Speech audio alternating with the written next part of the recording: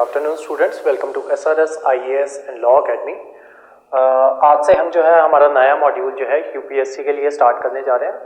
उसी के साथ साथ ये जो क्लासेस जो होंगी, ये जो मॉड्यूल जो चलेगा ये इस तरीके से चलेगा कि जो तो आपकी कंप्लीट क्लास हुआ करेगी, जो यूपीएससी वाले बच्चों के लिए हुआ करेगी, उसमें आपको जो है जैसे हम पहले अपनी क्लास चलाते हैं कि पहले आपको सारा जो है वो समझा दिया जाया करेगा एंड देन बाद में उसके जो है आपके प्री और जो आपका मेंस पर्सपेक्टिव जो है उस पॉइंट ऑफ व्यू से आपको नोट्स जो है वो आपको बनवाए जाएंगे।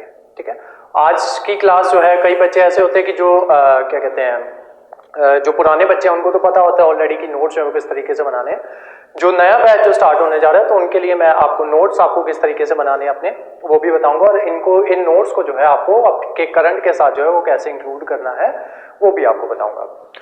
उसके अलावा जो हमारी जो ग्रुप बी के बच्चे होते हैं, जैसे जो बच्चे नायब तहसीलदार का एग्जाम देने जा रहे हैं या ऐसे बच्चे जिनके सिलेबस में जो है इंडियन फ्रीडम स्ट्रगल जो है वो मेंशन है, जैसे हमारे EPFO वाले बच्चे होंगे या दूसरे ग्रुप बी के कोई भी एग्जाम जो है जो देने जा रहे हैं, जैसे सब इंस्पेक्टर का एग्जाम देने जा रहे हैं, तहसीलदार का एग्जाम देने जा रहे हैं, सॉरी नायब तहसीलदार का एग्जाम देने जा रहे हैं, पटवारी का एग्जाम जो है वो देने जा रहे हैं, तो उनको भी जो है हिस्ट्री में से सवाल जो है वो पूछे जाते हैं।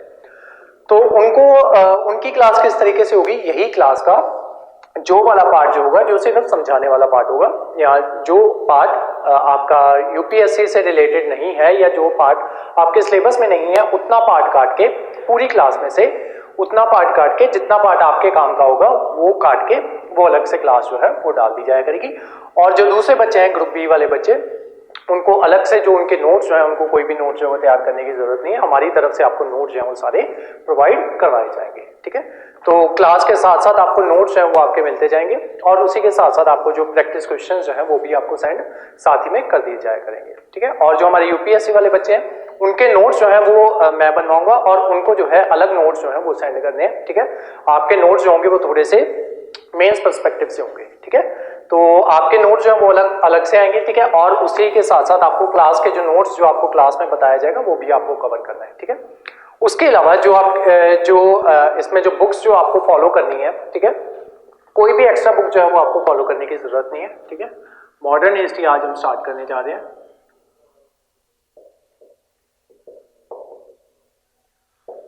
तो जो यूपीएससी वाले बच्चे जो है शुरू की जो 3 क्लासेस होगी इसमें मैं कंप्लीट हिस्ट्री जो है ये आपको स्टोरी वाइज जो है वो करवाऊंगा। शुरू की 3 क्लासेस में 3 या 4 क्लासेस जितनी भी बनेगी उसमें हम जो है एक टाइमलाइन जो है वो करवाएंगे। ये क्लास ये कॉमन क्लास होगी जो जितने भी ग्रुप बी के बच्चे हैं उनके लिए और जितने भी जो यूपीएससी या पीपीएससी का बैच लगा रहे हैं उनके लिए। ठीक है, तो शुरू की क्लास में आपको कोई भी नोट्स जो है वो आपको नहीं बनाने, मैं सिर्फ आपको एक स्टोरी जो है वो सुनाऊंगा।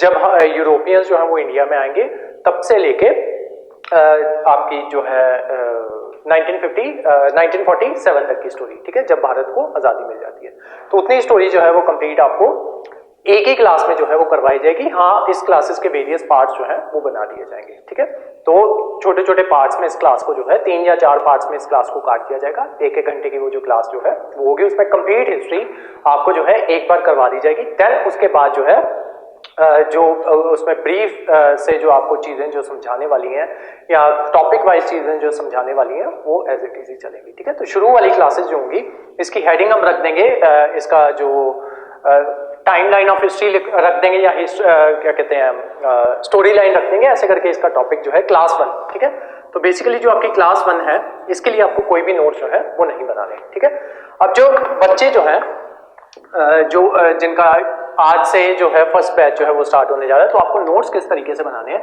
सबसे पहले तो कोशिश करो कि व्हाइट पेजेस के ऊपर जो है नोट्स बनाओ। दूसरी बात आपको क्या ध्यान में रखनी है कि नोट्स जो है वो आपके खुले खुले होने चाहिए। ठीक है, अगर लाइन वाले पेजेस पे नोट्स बना रहे हो या व्हाइट पेजेस पे भी नोट्स बना रहे हो तो यहाँ पे सेंटर से थोड़ा सा लेफ्ट में आपको जो है एक लाइन खींच लेनी है। ठीक है, तो इसकी पार्टीशन कर देनी है, आपके जितने भी नोट्स जो है वो इस साइड बनेंगे। ठीक है, इस साइड आपके नोट्स जो है वो बनते रहेंगे। इस साइड उनसे रिलेटेड कुछ भी न्यूज में आ जाता है वो आपको इस साइड पे नोट डाउन करना है। ठीक है, उसके अलावा मैं आज आपको 2 बुक्स जो है एनसीईआरटी की 2 बुक्स जो है इसके साथ आपको कवर करनी है। ये सिर्फ और सिर्फ यूपीएससी वाले बच्चों के लिए बता रहा हूं। 2 बुक्स कवर करनी है आपको, एक है क्लास 8 की आर पास्ट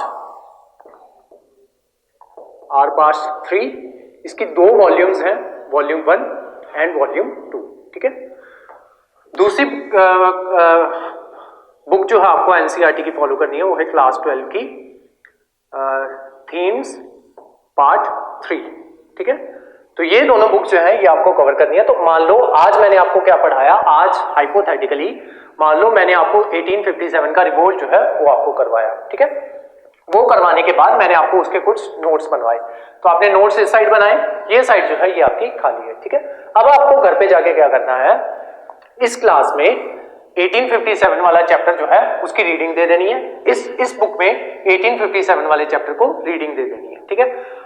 आपको कुछ भी नहीं मिलेगा जो इसमें एडिशन करने वाला हो, लेकिन अगर फिर भी बाई चांस कुछ ऐसा मिलता है तो आपको इस साइड पे नोट डाउन कर लेना है। और यहां पे भी ध्यान रखना है कि ये नोट्स भी जो आपके होने चाहिए खुले खुले बनाने हैं आपको, ठीक है, ताकि कहीं पे भी कोई एडिशन करने की जरूरत हो तो वो आप कर लो। उसके अलावा आपको किसी भी बुक जो है उसको फॉलो करने की जरूरत नहीं है, लेकिन अगर कोई फिर भी बच्चा जो है वो चाहता हो, अगर वो कोई बुक जो है मतलब कईयों को होता है कि हाँ वो बुक जो है वो पढ़ के देखें, वैसे तो मेरे नोट्स में सब कुछ जो है वो इंक्लूडेड है, ठीक है। जो नोट्स आपको प्रोवाइड करवाए जाएंगे, जो अकेडमी की बुकलेट है उसमें सब कुछ जो है वो ऑलरेडी इंक्लूडेड है। लेकिन फिर भी अगर कोई इंसान जो है वो पढ़ना चाहता है तो एक राजीव आहिर सर की बुक आती है, आईपीएस ऑफिसर हैं ये, इन्होंने एक बुक लिखी है स्पेक्ट्रम, ठीक है, a brief history to modern India, ठीक है। तो ये बुक जो है वो आप बाय कर सकते हो। और उसी के साथ साथ एक और बुक जो है जो फेमस है वो है बिपिन चंद्रा की, बिपिन चंद्रा की बुक है। उन दोनों बुक्स को भी आप, इन दोनों बुक्स को अगर आप चाहो तो फॉलो कर सकते हो। वैसे तो जो बिपिन चंद्रा की बुक है उसी को कंसाइज करके जो राजीव आहिर सर है उन्होंने अपनी बुक लिखी है स्पेक्ट्रम नाम से, ठीक है। स्पेक्ट्रम पब्लिकेशन की बुक है, बुक का नाम है a brief history of modern India, ठीक है। तो इन्हीं की समराइज जो है वो इन्होंने किया हुआ है, ठीक है। और उसके अलावा अदरवाइज बहुत सी बुक्स आती हैं, शेखर बंदोपाध्याय की बुक आती है प्लासी टू पार्टीशन, ठीक है। लेकिन इसमें चक्कर ये है कि इसमें बहुत ज्यादा जो आपका हिस्टोरियोग्राफी जो है वो बहुत ज्यादा दी हुई है। वेरियस स्कूल जो होते हैं उनके बारे में बताया गया है कि ये स्कूल जो है ये इस चीज की बात करता है, ये स्कूल जो है ये इस तरीके की बात करता है। ऐसी चीजें जो हैं ये आपको जीएस पेपर में नहीं लिखनी होती, उस वजह से आपके मार्क्स जो है वो कटते हैं, ठीक है। तो ये जो है जब आप वो पढ़ते हो, क्या कहते हैं, हिस्ट्री ऑप्शनल पढ़ते हो, ये चीज जो है ये हिस्टोरियोग्राफी जो होती है ये वहां पे देनी होती है, ठीक है। तो ये बुक और अदरवाइज और बहुत सी बुक्स आती हैं, जैसे चार्ल्स मेटकाफ की बुक आती है आफ्टरमैथ ऑफ द रिवोल्ट, ठीक है। एसआर मेहरोत्रा की बुक आती है द ओरिजिन ऑफ कांग्रेस। ऐसी बहुत सी बुक्स हैं, ठीक है। मेरे पास 173 बुक्स की लिस्ट है, ठीक है। अगर कोई पढ़ना चाहे, ठीक है, फिर उसका कोई उसकी कोई लिमिट नहीं है, ठीक है। जो जितना पढ़ना चाहे वो पढ़ सकता है, ठीक है। लेकिन अगर यूपीएससी क्लियर करना है, ठीक है, तो उसके लिए उतना ही पढ़ो जितना आपके सिलेबस में दिया गया है, ठीक है। और वो चीज जो है वो आपके इस चीज से कवर हो जाएगी, ठीक है। जितने आपको नोट्स बनवाए जाएंगे और जो क्लास की बुकलेट जो होगी वो उससे कवर हो जाएगी। और अदरवाइज अगर कोई एक्सपेरिमेंट करना चाहता हो, ठीक है, तो इनमें से कोई भी बुक जो है वो बाय कर लेना, ठीक है। एंड देन बाद में आगे बताना कि कुछ ऐसा था जो यहाँ पे एडिशन में नहीं था और जो यहाँ पे होना चाहिए था, ठीक है।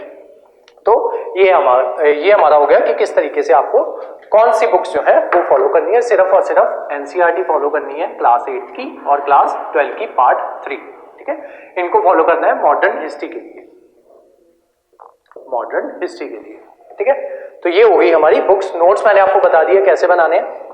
जो ग्रुप बी वाले बच्चे हैं अगर वो नोट्स बनाना चाहते हैं तो वो बना सकते हैं, ठीक है। अपने नोट्स, किसी को आदत होती है अपने नोट्स से पढ़ने की तो वो बना सकते हैं, अदरवाइज हमारी तरफ से आपको नोट्स जो है वो सेंड किए जाएंगे।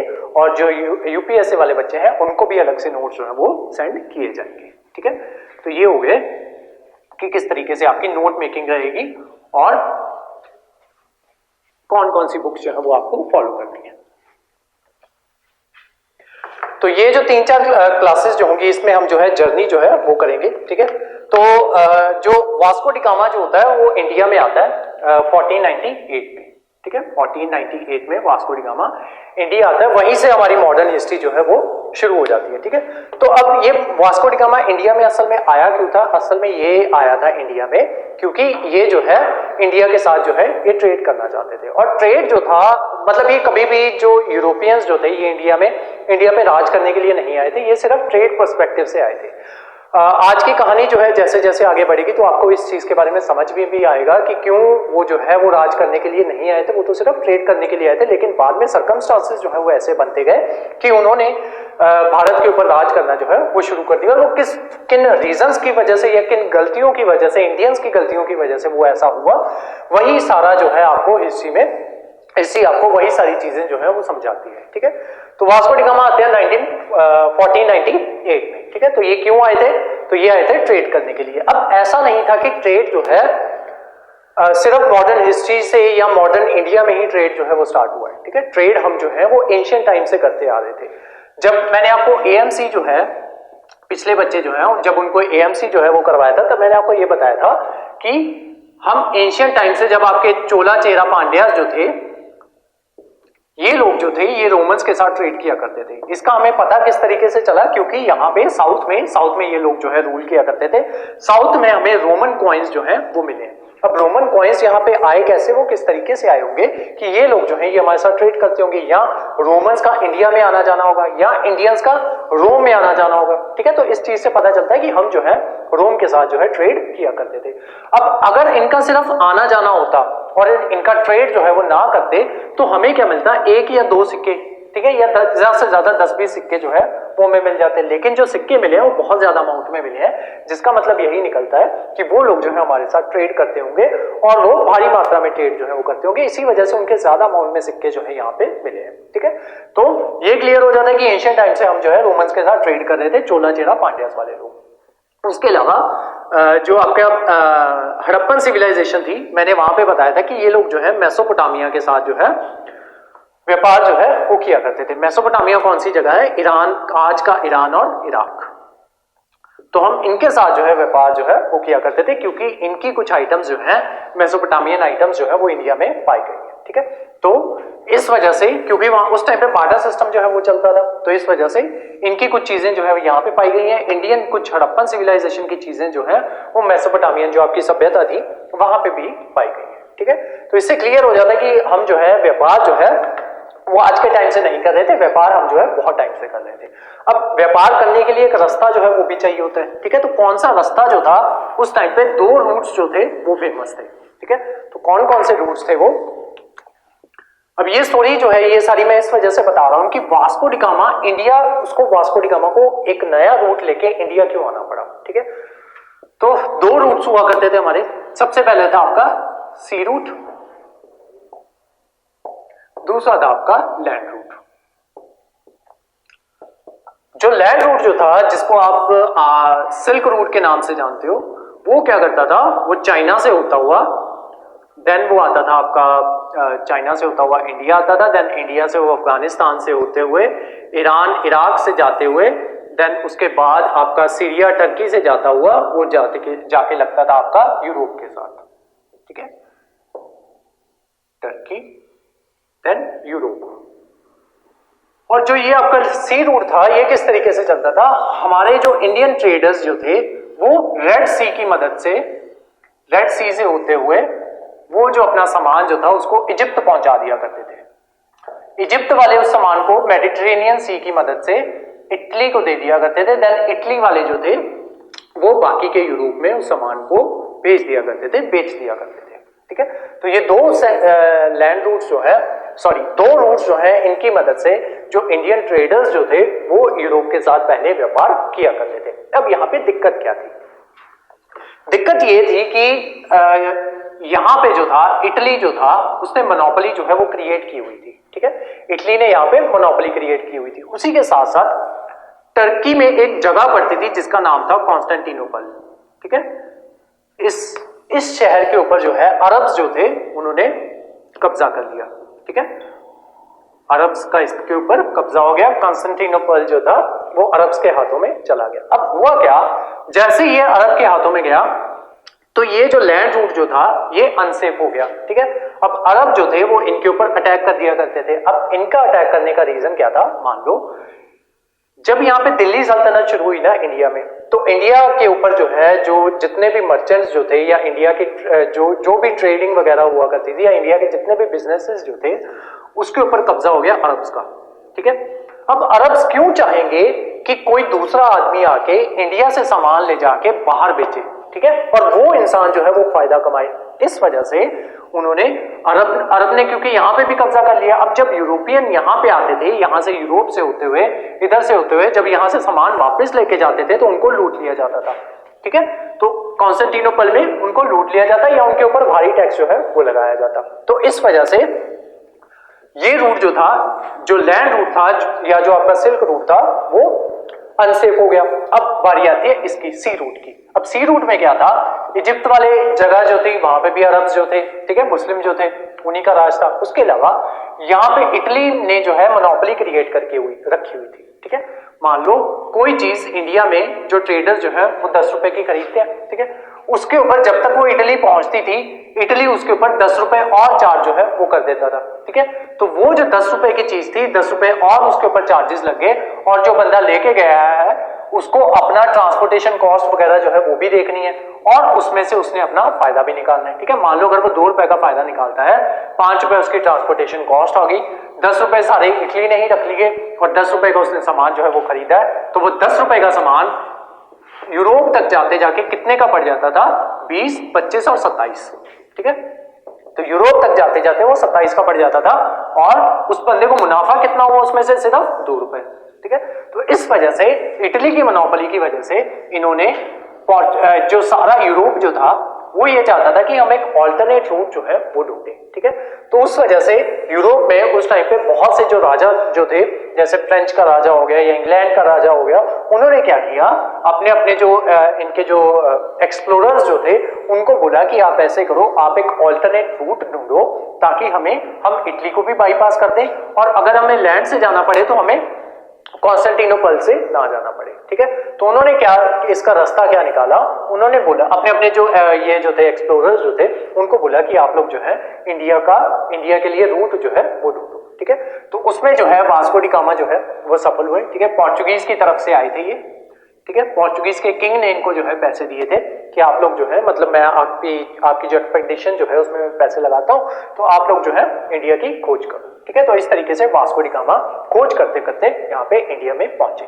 अब जब वो इंडिया में पहुंचते हैं तो वो कहां पे पहुंचते हैं, कैलीकट में, ठीक है। कैलीकट कौन सी जगह है, ये मान लो अगर आपका रीजन है तो ये जगह जो है गोवा के आसपास वाली जगह ये कैलीकट है, ठीक है। यहां पे वो पहुंचते हैं। अब यहीं पे पहुंचने का रीजन क्यों था, ठीक है, कैलीकट ही क्यों गए वो। अब उस टाइम पे राज किसका था, मुगल्स का, ठीक है। अब मुगल्स कौन है, मुस्लिम्स, ठीक है।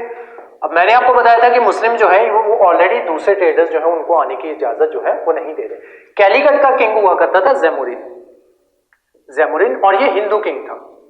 अब हिंदू किंग होने की वजह से इसकी मुगल्स के साथ बनती नहीं थी, ठीक है। तो इसी वजह से वास्को डी गामा कैलीकट ही आएंगे, ठीक है, कहीं और नहीं जाते, वो ऐसी जगह पे ही जाते हैं जहां पे एक हिंदू किंग जो है वो रूल कर रहा हो, ठीक है।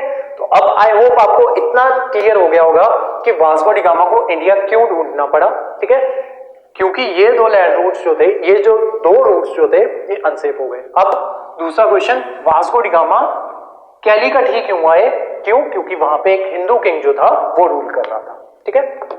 तो इस तरीके से आपके ये जो है वास्को डी गामा यहां पे पहुंचते हैं, आपके इंडिया में पहुंच जाते हैं 1498 में।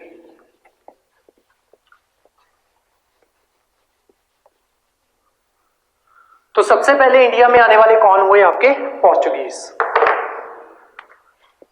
ठीक है। पोर्चुगीज जो थे वो सबसे पहले इंडिया में एंटर हुए। इतना क्लियर हो गया। पोर्चुगीज किसके थ्रू, वास्को डी गामा, ठीक है, इसके थ्रू ये इंडिया में एंटर हुए। तो वास्को डी गामा क्या किया, ये इंडिया में आए और इंडिया से कुछ सामान जो है इन्होंने खरीदा।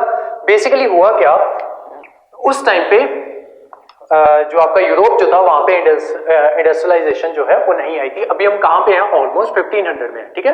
1498 में इन्होंने खोज की है, 1500 के आसपास है, ठीक है। जो इंडस्ट्रियल रेवोल्यूशन जो आएगी यूरोप में वो आएगी 1750 के आसपास, ठीक है। अब इंडस्ट्रियल रेवोल्यूशन का मतलब क्या है कि वहां पे इंडस्ट्री बनना 1750 में स्टार्ट होगी। तो अब वो जो कुछ भी खरीदते हैं, जो कुछ भी वो पहनते हैं, या कोई भी सामान जो है वो उनका हैंडमेड होता है, ठीक है। तो इंडियन जो मैन्युफैक्चरर्स जो थे, जो हाथ के कारीगर जो थे, स्पेशली जो कपड़ा वगैरह बनाते थे, इंडियन टेक्सटाइल जो थी वो काफी ज्यादा फेमस थी, ठीक है।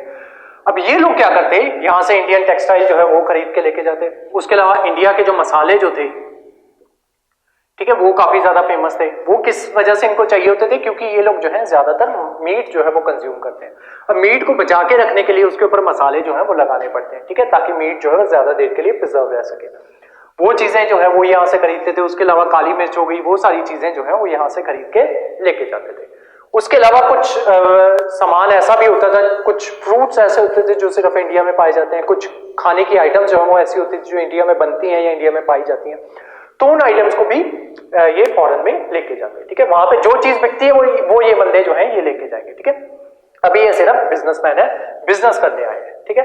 अब क्या हुआ यहाँ पे इंडस्ट्रियल एवोल्यूशन जो है वो नहीं आई, तो इंडिया का कपड़ा वगैरह जो है या दूसरी चीजें ये लोग खरीद के लेके जाते हैं। अब इनमें कुछ इश्यूज है, ठीक है। मान लो कोई इंसान जो है बिजनेस कर रहा है, पोर्चुगीज बिजनेस कर रहे हैं, या कह लो वास्को डी गामा बिजनेस कर रहे हैं, ठीक है। वास्को डी गामा छोड़ो, पोर्चुगीज पे आते हैं, ठीक है, कि पोर्चुगीज जो है वो बिजनेस कर रहे हैं। अब इस बिजनेस में कुछ इश्यूज थे। इश्यूज क्या है कि सबसे पहले पोर्चुगीज को पैसा खर्च करके इंडिया आना पड़ता था, इतना लंबा रूट लेके, ठीक है। तो आना किसको पड़ता था, पोर्चुगीज को, ठीक है।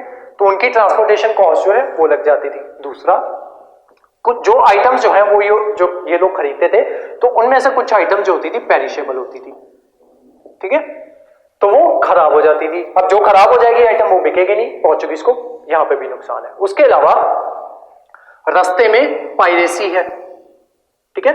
जैक स्पैरो जैसे लोग जो है वो रहते हैं रास्ते में, तो इनके जहाज वगैरह जो है वो लूट लिए जाते हैं, ठीक है, ये भी दिक्कत है यहाँ पे। उसके अलावा दूसरे एक्सपेंसेस और भी हैं, ठीक है। रास्ते में बीच में कहीं हो सकता है किसी को टैक्स देना पड़े, ठीक है, तो वो एक्सपेंसेस आ गए। तो इस वजह से पोर्चुगीज को इस चीज का भी डर था कि मतलब क्या हमारा जो ये ट्रेड जो हम करने जा रहे हैं भारत के साथ, क्या वो प्रॉफिटेबल रहेगा या फिर नहीं रहेगा, तो इस चीज का भी डर था उनको। अब इसके लिए उन्होंने क्या किया, इसी वजह से ये पहली एक्सपेडिशन जो है ये भेजी। ये कुछ सामान जो है यहां से खरीद के लेके गए, वापिस देखा उन्होंने कि यहां से अगर सामान 10 रुपए का खरीद के लेके जा रहे हैं और वहां पे क्या कहते हैं 2 रुपए का हमारा ट्रांसपोर्टेशन कॉस्ट लग रही है, तो वहां पे आराम से 15 से 20 रुपए में वो सामान जो है वो बिक रहा है। तो इनको क्या लगा कि चीज जो इनको प्रॉफिटेबल लगी, तो इन्होंने क्या किया और अपने जहाज जो है उनको भेजना शुरू कर दिया, ठीक है। और प्रॉफिट कभी भी एक बार में पता नहीं चलता। मान लो जो वास्को डी गामा है 2 बार इंडिया आएगा, ठीक है, एक बार आएगा, देन उसके बाद कैब्रल आएगा, देन उसके बाद वास्को डी गामा दोबारा से आता है, ठीक है। ये सब जब हमारी आगे की क्लासेस जाएंगी, कौन कितनी बार आया, वास्को डी गामा के बाद कौन आया, देन उसके बाद कौन आया, वो सारी जो है वो आपके ब्रीफ क्लासेस में वो आपको करवाया जाएगा, ठीक है। आज सिर्फ स्टोरी बांध दी जा रही है। तो ये आया, 2-3 ट्रेड्स इन्होंने की, तो इनको लगा कि हाँ ये चीज जो है ये प्रॉफिटेबल है, ठीक है। लेकिन प्रॉफिट का जो मार्जिन था वो ज्यादा हाई नहीं था, ठीक है। मान लो 10 की चीज खरीद के 2 की ट्रांसपोर्टेशन कॉस्ट लगा के 15 से बीच में 20 के बीच में बेच रहे थे, तो प्रॉफिट कितना हो रहा था इनको 3 से लेके 7 रुपए के बीच तक का, ठीक है। 10 की खरीद के 2 की ट्रांसपोर्टेशन कॉस्ट, मतलब टोटल पड़ गई 12 की, और बेची कितने की 15 से 20 की, ठीक है। तो 7 रुपए से लेके आपका 3 रुपए से लेके आपका 7 रुपए के बीच में इनको प्रॉफिट जो है वो हो रहा था, ठीक है। लेकिन अभी भी वो इतना प्रॉफिट जो था वो प्रॉफिट इतना ज्यादा नहीं था, ठीक है। लेकिन फिर भी अभी इन्होंने सब्र किया और इन्होंने धीरे धीरे क्या किया कि क्योंकि बीच में रास्ते में पायरेसी हो रही थी, तो इन्होंने क्या किया, गन बोट्स जो थी वो इंस्टॉल की, ठीक है। गन बोट्स क्या होती थी कि आप जो बोट ये लोग लेके आते थे या जो शिप ये लेके आते थे, उनके ऊपर गन्स जो थी उनको इंस्टॉल किया, ठीक है। तो जब भी रास्ते में इनके ऊपर कोई पायरेसी अटैक होता, तो ये लोग क्या करते, अपनी गन बोट्स की मदद से उनको रोक सकते थे। तो ये काम किया इन्होंने पोर्चुगीज ने।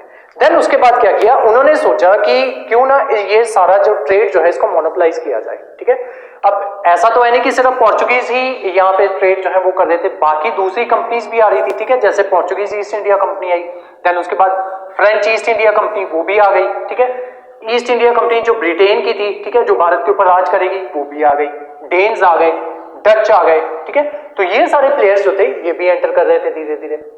पोर्चुगीज ने स्टार्टिंग में क्या किया, पोर्चुगीज ने बोला कि पोर्चुगीज ने सोचा कि इंडिया की जो है ट्रेड जो है उसको मोनोपोलाइज करते हैं कि इंडिया के साथ सिर्फ और सिर्फ हम ही ट्रेड करेंगे, ठीक है। तो पोर्चुगीज ने एक प्लान लेके आए जिसको कार्टेजाई सिस्टम कहा जाता है, कार्टेजाई सिस्टम, ठीक है। इस सिस्टम के तहत उन्होंने क्या किया, उन्होंने बोला कि भारत में जितना भी ट्रेड करते हैं उनमें से जो मेन आइटम्स होंगी, जैसे आपके मसाले हो गए, टेक्सटाइल हो गए, वो जो मेन आइटम्स होंगी वो भारत से सिर्फ और सिर्फ हम ही खरीदेंगे, ठीक है। और बाकी दूसरी छोटी आइटम्स जो होंगी वो तुम लोग खरीद लो, ठीक है। इन सबको बोल दिया कि तुम वो छोटी मोटी आइटम्स जो है वो तुम लोग खरीद लो, उनको ले जाके उसमें बेचो, लेकिन इन छोटी मोटी आइटम्स खरीदने के लिए भी तुम लोगों को हमें टैक्स देना होगा, ठीक है। और अगर टैक्स नहीं दोगे तो जैसे ही तुम अपनी जो है ये अपने जहाज लेके समुद्र में जाओगे तो हम अपनी गन बोट से तुम्हारे जहाज जो है वो डुबो देंगे, ठीक है। तो ये सारी बातें कह के उन्होंने इस चीज को मोनोपोलाइज करने की कोशिश की, ठीक है। अब इस वजह से क्या हुआ, जब बाकी प्लेयर्स इंडिया में एंटर होने लगे उस वजह से पोर्चुगीज को और प्रॉब्लम भी हुई। वो किस तरीके से हुई, मान लो आज एक पोर्चुगीज जो है इंडिया से सामान खरीदता है, ठीक है। मान लो ये मार्कर ही खरीदता है, ठीक है। तो ये मार्कर इंडिया में 10 रुपए का मिलता है, 2 रुपए की इसकी ट्रांसपोर्टेशन कॉस्ट आती है और वहां पे 15 से 20 में बेच देता है, ठीक है। आज क्या हो गया, जब बाकी प्लेयर्स आ गए, ठीक है, तो इन्होंने आगे पूछा कि इस मार्कर की कीमत क्या है, ठीक है। तो मैंने बोला इस मार्कर की कीमत है 10 रुपए। पोर्चुगीज मुझे कहते कि हमें 10 में बेच दो। तभी फ्रेंच खड़े हुए, फ्रेंच कहते हम तो आपसे 11 का ले लेंगे। ईस्ट इंडिया कंपनी ब्रिटेन वाली कहती कि सर हमें 12 का दे दो। डच कहते हमें 13 का दे दो, डेनिश कहते हमें 14 का दे दो, ठीक है। अब कॉस्ट तो उसके ऊपर उतनी लगनी है, ट्रांसपोर्टेशन कॉस्ट दोबारा उतनी लगेगी, 2 से 3 रुपए, ठीक है। अब जो चीज पहले इनको 10 रुपए में मिल रही थी, अब मैं वही चीज 14 की बेचने लग गया, ठीक है। तो इस वजह से पोर्चुगीज को दोबारा से प्रॉब्लम जो है वो होने लगी। क्यों, क्योंकि कंपटीशन बढ़ गया, बाकी लोग आ गए, कंपटीशन बढ़ गया। कंपटीशन बढ़ने की वजह से जो चीज उनको 10 रुपए की मिल रही थी वो 14 की मिल रही है, ठीक है। तो प्राइसेस जो थे वो बढ़ गए, ठीक है। यहां पे प्राइसेस बढ़ने की वजह से यहां पे मार्जिन जो था वो डिक्रीज हो गया, ठीक है। तो वो चीजें जो है इनकी कम बिकने लगी। इस वजह से क्या हुआ, अब इंडिया को इस वजह से क्या हो रहा है, इंडिया को इस चीजों से फायदा हो रहा है, ठीक है। उनकी 10 की चीज 14 में बिक रही है। अब इंडियंस, आप ये सोचो कि इंडियंस क्यों इनको रोकेंगे, ठीक है। फ्रेंच को क्यों रोकेंगे कि आप यहां पे आके फैक्ट्री लगाओ। ईस्ट इंडिया कंपनी जो ब्रिटेन वाली है उनको क्यों रोका जाएगा कि आप यहां पे कंपनी लगाओ, क्यों, क्योंकि वो इनका सामान खरीदते हैं, ठीक है। और इंडियंस के भी मन में कभी नहीं था कि ये लोग जो हमारे ऊपर राज करेंगे, और इनके मन में भी अभी तक नहीं था कि हमें इंडिया के ऊपर राज करना है, ठीक है। वो सिर्फ बिजनेस पॉइंट ऑफ व्यू से आते थे, सामान खरीदते और वापस चले जाते थे, ठीक है। अब ये सारा हो गया कि बाकी कंपनीज आ गई हैं। अब इंडिया और ब्रिटिश का रिलेशन जो है वो देखते हैं, ठीक है, कि इंडिया और ब्रिटिश के रिलेशन जो है वो किस तरीके से आगे बढ़े। तो जो पहली पोर्चुगीज कंपनी जो आई थी, या पहली पोर्चुगीज एक्सपेडिशन आई थी, वो आई थी 1498 में, ठीक है, जब वास्को डी गामा इंडिया आता है। उसके बाद क्या होता है, ऑलमोस्ट 100 साल के बाद 1600 में, ठीक है, एग्जैक्ट डेट जो है, एग्जैक्ट ईयर जो है 1609 आएगा आई थिंक ईयर, ठीक है। वो जब नोट्स वगैरह करवाएंगे तो वो ईयर जो है वो आपको वहां पे क्लियर हो जाएंगे, ठीक है। आज सिर्फ स्टोरी चल रही है। 1600 के आसपास क्या होता है, ईस्ट इंडिया कंपनी बन जाती है, ठीक है। कौन सी वाली, ब्रिटेन वाली, इंग्लैंड वाली, ठीक है, जो हमारे ऊपर राज करेगी, ठीक है। 1600 के आसपास वो बन जाती है। अब वो क्या करते हैं, उस टाइम पे भारत में जहांगीर जो है वो रूल कर रहा होता है, ठीक है, जहांगीर रूल कर रहा होता है। तो ये क्या करते हैं, ब्रिटिश ईस्ट इंडिया कंपनी जो होती है अपना एम्बेसडर जो है वो जहांगीर के कोर्ट में भेजती है, ठीक है। अब इस चीज को कितने साल हो गए हैं, 1500 के आसपास 1498 में पोर्चुगीज आ गए, ठीक है। मान लो 15, हाइपोथेटिकली मान लेते हैं 1500 के आसपास पोर्चुगीज आ गए, ठीक है। कौन सा साल आ गया है, 1600 आ गया है, ठीक है। तो 100 साल से पोर्चुगीज जो है वो इंडिया के साथ उसके रिलेशन जो है बहुत अच्छे हैं। अब 100 साल बाद एक नई कंपनी जो है वो आ गई है, ठीक है। तो पहुंचते हैं जहांगीर के पास, उनका एम्बेसडर जो है जहांगीर के पास पहुंचता है। तो वो कहता है कि सर हम ना सूरत में कंपनी जो है वो इस्टेब्लिश करना चाहते हैं। सूरत है आपका गुजरात में, कि हम वहां पे एक कंपनी जो है वो इस्टेब्लिश करना चाहते हैं। कंपनी नहीं, सॉरी, फैक्ट्री इस्टेब्लिश करना चाहते हैं। फैक्ट्री उस टाइम पे, फैक्ट्री का मतलब ये नहीं होता था कि जो आज की आपकी फैक्ट्रीज होती है। फैक्ट्री का मतलब एक गोडाउन होता था जहां पे ये लोग क्या करते, ये लोग आते, ठीक है, अपने एक शिप में बैठ के 20-25 लोग जो हैं वो आते हैं, ठीक है। वो आएंगे, एक गोडाउन जो है वो बना लेंगे, ठीक है। अलग अलग देश के अलग अलग हिस्सों में चले जाएंगे। कोई तमिलनाडु चला जाएगा, वहां से मसाले वगैरह खरीदेगा, ठीक है। कोई दूसरी जगहों में चला जाएगा, वहां से कपड़ा वगैरह जो है वो खरीद के लेके आएगा। देन उस सारे सामान को, मान लो एक बंदा 10 दिन के बाद आ गया, उसने अपना सामान जो है वो यहाँ रख दिया, ठीक है। दूसरा बंदा भी, उसको टाइम लगना है, ठीक है। तो इसका सामान जो है वो यहाँ पे सेफ रहेगा। तो इस वजह से ये लोग फैक्ट्रीज जो है वो बनाते थे, ताकि उन गोडाउन्स में इनका सामान जो है वो रख सके जब तक बाकी सारे लौट के नहीं आते, ठीक है। तो जैसे बाकी सारे आते तो ये अपना सारा सामान जो है शिप के ऊपर लाद के वापस चले जाते थे, ठीक है। तो इस वजह से फैक्ट्री एस्टेब्लिश करने की परमिशन मांगने के लिए ये आए। जहांगीर के पास, ठीक है। तो जहांगीर ने अपने मिनिस्टर्स वगैरह जो थे उनसे पूछा कि ऐसे करके ये आए हैं, ब्रिटिश ईस्ट इंडिया कंपनी वाले आए हैं, तो बताओ तुम्हारा क्या कहना है कि इनको जो है वो परमिशन जो है वो दे देनी चाहिए या फिर नहीं देनी चाहिए, ठीक है। तो उनके मंत्रियों ने बोला कि देखो सर, पोर्चुगीज जो है वो हमारे साथ 100 साल से हमारे साथ बिजनेस जो है वो कर रहे हैं, ठीक है। अब ये नई कंपनी पता नहीं कैसी होगी, ठीक है, और हम पोर्चुगीज से इनकी वजह से पता नहीं है कैसे बिजनेस कर पाएंगे नहीं कर पाएंगे, हम इनकी वजह से पोर्चुगीज के साथ अपने रिलेशन जो है वो खराब क्यों करें, ठीक है। तो इनका एक एम्बेसडर आया हुआ था उस टाइम पे, एम्बेसडर का नाम था हॉकिंस। जहांगीर ने क्या बोला, जहांगीर ने उसको परमिशन देने से मना कर दिया कि हम तुम्हें जो है परमिशन नहीं देते। तो ये कौन था, ये ब्रिटिश एम्बेसडर था, ब्रिटिश एम्बेसडर। इसने क्या किया, इसने चिट्ठी लिखी उसी दिन जिस दिन इसको परमिशन देने से मना कर दिया, उसी दिन एक चिट्ठी लिखता है। उस चिट्ठी में क्या लिख के भेजता है कि इंडियंस जो हैं, स्पेशली जहांगीर या मुगल्स, वो हमें तब तक सीरियसली नहीं लेंगे जब तक हम जो है पोर्चुगीज को नेवल बैटल में, क्योंकि उनको लगता था कि पोर्चुगीज की नेवी जो है बहुत स्ट्रांग है। वो किस वजह से लगता था, क्योंकि उनकी बोट्स के ऊपर गन्स जो है वो लगी हुई थी, ठीक है। तो उनको लगता था कि पोर्चुगीज नेवी जो है बहुत ज्यादा स्ट्रांग है। तो जब तक हम मुगल्स के सामने या इंडियंस के सामने पोर्चुगीज नेवी को नेवल बैटल में नहीं हरा देते, ये लोग हमें सीरियसली नहीं लेंगे, ठीक है। तो ये लिख के भेज दिया हॉकिंस ने। अब इसके जवाब में क्या आया, उन्होंने एक नेवल एक्सपेडिशन जो है वो इंडिया में भेजी, ठीक है। किसकी अगुवाई के तहत, कैप्टन बेस्ट, ठीक है। उन्होंने अपना बेस्ट बंदा जो है वो वहां से भेजा और एक बैटल जो है वो लड़ी गई, बैटल ऑफ सवाली के नाम से जिसको जाना जाता है, बैटल ऑफ सवाली। ये सूरत के साउथ में जो है एक छोटा सा आइलैंड है सवाली नाम का, वहां पे ये बैटल जो है ये लड़ी गई और उसमें जो है कैप्टन बेस्ट जो है वो बैटल जीत गया। ये किन की तरफ से आया था, इंग्लैंड की तरफ से या ब्रिटिश की तरफ से, ठीक है। तो ये लोग जो है ये बैटल जीत गए, पोर्चुगीज उसमें हार गए। जहांगीर को जब ये बात पता चली तो उन्होंने अपने मिनिस्टर से बोला कि ये तो तुमने बहुत बड़ी गलती कर दी, ठीक है। अंग्रेजों को भगा दिया यहाँ से, इनको ब्रिटिश को भगा दिया, वो तो बैटल जीत गए वहां पे। तब इन्होंने दोबारा ब्रिटिश को इनवाइट किया, ठीक है। उनको बोला कि सर आप सूरत छोड़ो, मेरे दिल में फैक्ट्री बनाओ, ठीक है। आपको हम परमिशन देंगे तो आप जो है यहाँ पे फैक्ट्री जो है वो बना लो, ठीक है। तो इस तरीके से ये जो है फैक्ट्री, यहाँ पे पहली फैक्ट्री जो है वो सूरत में एस्टेब्लिश होती है, ठीक है। ईस्ट इंडिया कंपनी की पहली फैक्ट्री जो है वो सूरत में एस्टेब्लिश होती है। यहाँ पे थोड़ी सी जो है टेक्निकलिटीज और है, जब जैसे जैसे हमारी क्लास जो है, जब रियल लेक्चर जो है वो हमारे स्टार्ट होंगे, आज सिर्फ कहानी चल रही है, जब रियल लेक्चर स्टार्ट होंगे तब ये स्टोरी भी बताऊंगा कि कौन सी फैक्ट्री जो थी वो पहली थी, ठीक है। आते हैं वापस अपनी स्टोरी पे, ठीक है। तो फैक्ट्री एस्टेब्लिश करने की परमिशन जो है इनको मिल गई। अब थोड़ा टाइम बीता तो ये लोग जो है यहां पे पहुंच गए दोबारा से, फैक्ट्री बनाने की परमिशन इनको जो वो है वो मिल चुकी है, ठीक है। तो फैक्ट्री यहां पे बन चुकी है। अब ये दोबारा पहुंच गए जहांगीर के पास, ईस्ट इंडिया कंपनी वाले, ठीक है। तो इन्होंने जहांगीर को बोला कि सर ऐसा है कि हमारे ना गोडाउन में कल रात चोरी हो गई, ठीक है। चोरी हो गई तो अगर आप हमें इसको फोर्टिफाई करने की परमिशन दे दो कि यहाँ पे हम जो है गेट वगैरह लगा के ऊंची ऊंची दीवारें जो है वो खड़ी कर दें ताकि कोई भी इंसान जो है हमारे गोडाउन से चोरी ना कर सके, तो आपकी बड़ी मेहरबानी होगी, ठीक है। तो जहांगीर ने बोला ठीक है, मैंने फैक्ट्री लगाने की परमिशन दी है, इनको तो बेचारों का सामान जो है वो चोरी हो जाता है, तो ठीक है तुम कर लो, उसको फोर्टिफाई कर लो। तो फोर्टिफाई कर लिया अब इन्होंने। थोड़े दिन बाद फिर पहुंच गए कि सर फोर्टिफाई तो आपने करवा दी है, अगर आप यहाँ पे हमें गार्ड्स रखने की परमिशन भी दे दो ना, हमें छोटी सी अपनी आर्मी रख लें यहाँ पे, ठीक है। लेकिन वो आर्मी आपके कामों में दखल अंदाजी नहीं करेगी, सिर्फ इसकी प्रोटेक्शन करेगी कि कोई इसको लूट ना पाए। तो जहांगीर को लगा कि ठीक है यार, मतलब कोई कुछ गलत थोड़ी मांग रहे हैं ये, तो वो परमिशन भी दे दी। फिर उन्होंने बोला कि सर हमारे ना यहाँ पे जो बंदे यहाँ पे फैक्ट्री में काम करते हैं ना,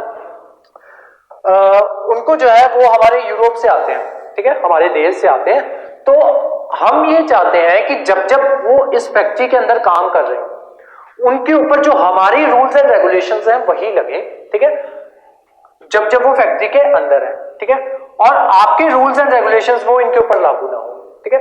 तो जहांगीर ने बोला ठीक है चलो, इनके रूल्स एंड रेगुलेशन उसकी परमिशन भी इनको दे दी, ठीक है। तो अब धीरे धीरे समझो क्या कर रहे हैं, अंग्रेजों की मेंटालिटी जो है वो क्या है, धीरे धीरे वो क्या कर रहे हैं, अपने गोडाउन्स की फोर्टिफिकेशन कर दी, धीरे धीरे वो अपनी आर्मी जो है वो लेके आ रहे हैं और धीरे धीरे अपनी एडमिनिस्ट्रेशन जो है उस एरिया में लानी उन्होंने शुरू कर दी, ठीक है, इस पर्टिकुलर फैक्ट्री के अंदर, ठीक है। अब हुआ क्या कि जैसी जहांगीर ने सबकी परमिशन दी थी, एक परमिशन जहांगीर से और मांगी गई, ठीक है। उन्होंने बोला कि सर हम इनको जो है, जो हमारे वहां पे करेंसी चलती है ना इंग्लैंड में, हम इनको वो करेंसी देते हैं, तो अगर आप हमें एक परमिशन और दे दो कि हम वो करेंसी जो है वो यहाँ पे इस फैक्ट्री में लोगों को देने के लिए यहाँ पे हम अपनी मिंट जो है एक वो लगा लें जिसमें हमारी करेंसी जो है वो छपने लग जाए, तो बड़ी मेहरबानी होगी। जहांगीर कहता कर लो वो भी, ठीक है। तो वो भी एक मिंट लगाने की परमिशन भी इनको दे दी गई। ऐसे ही ये एक फैक्ट्री थी, ठीक है। तो धीरे धीरे इन्होंने अपनी फैक्ट्रीज जो थी उनको एक्सपेंड करना शुरू किया। फैक्ट्री लगी गुजरात में, यहाँ पे आपका गुजरात है, गुजरात में फैक्ट्री लगी, ठीक है। धीरे धीरे यहाँ पे आगे महाराष्ट्र वाला एरिया में आ गए, ठीक है। धीरे धीरे यहाँ पे केरला, तमिलनाडु, चेन्नई, ये कोस्टल एरियाज पे ही अपनी फैक्ट्री बनाते थे। क्यों? क्योंकि यहाँ पे शिप पे सामान लादना जो था वो इनको इजी हो जाता था। यहाँ पे बनाना शुरू कर दिया, ठीक है। अब हर एक फैक्ट्री का एक प्रेजेंट जो है वो हुआ करता था, ठीक है। मान लो ये सूरत वाली फैक्ट्री है तो इसका एक प्रेजेंट होगा, ये महाराष्ट्र में कोई फैक्ट्री है इसका एक प्रेजेंट होगा, ठीक है। सूरत में बना ली, एक बड़ौदा में फैक्ट्री बना ली, यहाँ पे बना ली, मुंबई के आसपास फैक्ट्रीज जो है वो बना ली, ठीक है। देन यहाँ पे इधर आ गए, उड़ीसा में फैक्ट्रीज बनानी स्टार्ट कर दी, आपका जो बंगाल वाला एरिया वहां पे फैक्ट्रीज बनानी स्टार्ट कर दी।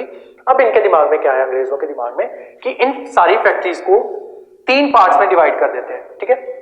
एक पार्ट हो गया आपका ईस्टर्न पार्ट, ये वाला ईस्टर्न पार्ट, देन दूसरा हो गया आपका वेस्टर्न पार्ट, और तीसरा हो गया आपका साउथ वाला पार्ट, ठीक है। तो इन तीनों पे उन्होंने, इन तीनों के 3 हेडक्वार्टर्स जो है वो बना दिए गए, ठीक है। ईस्टर्न ईस्टर्न, वेस्टर्न और साउथ, ठीक है।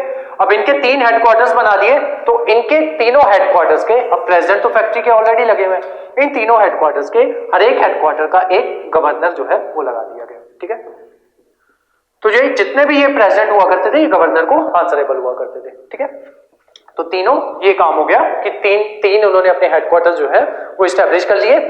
इसी तरीके से उन्होंने अपना एडमिनिस्ट्रेटिव स्ट्रक्चर जो है वो स्टार्ट कर दिया, ठीक है। अपनी एडमिनिस्ट्रेशन जो है इन पे, यहाँ पे, अब यहाँ पे फैक्ट्री बन गया तो यहाँ पे एडमिनिस्ट्रेशन किसकी चलेगी, ब्रिटेन वालों की। क्यों? क्योंकि यहाँ पे परमिशन जो है मिल चुकी है, ठीक है। यहाँ पे ब्रिटेन की एडमिनिस्ट्रेशन, अब इन सारों की एडमिनिस्ट्रेशन किसके हाथ में दे दी, गवर्नर्स के हाथ में। तो धीरे धीरे वो क्या कर रहे हैं, अपना एडमिनिस्ट्रेटिव सिस्टम जो है वो यहाँ पे एस्टेब्लिश, एडमिनिस्ट्रेटिव स्ट्रक्चर जो है वो यहाँ पे एस्टेब्लिश करना स्टार्ट कर रहे हैं, ठीक है।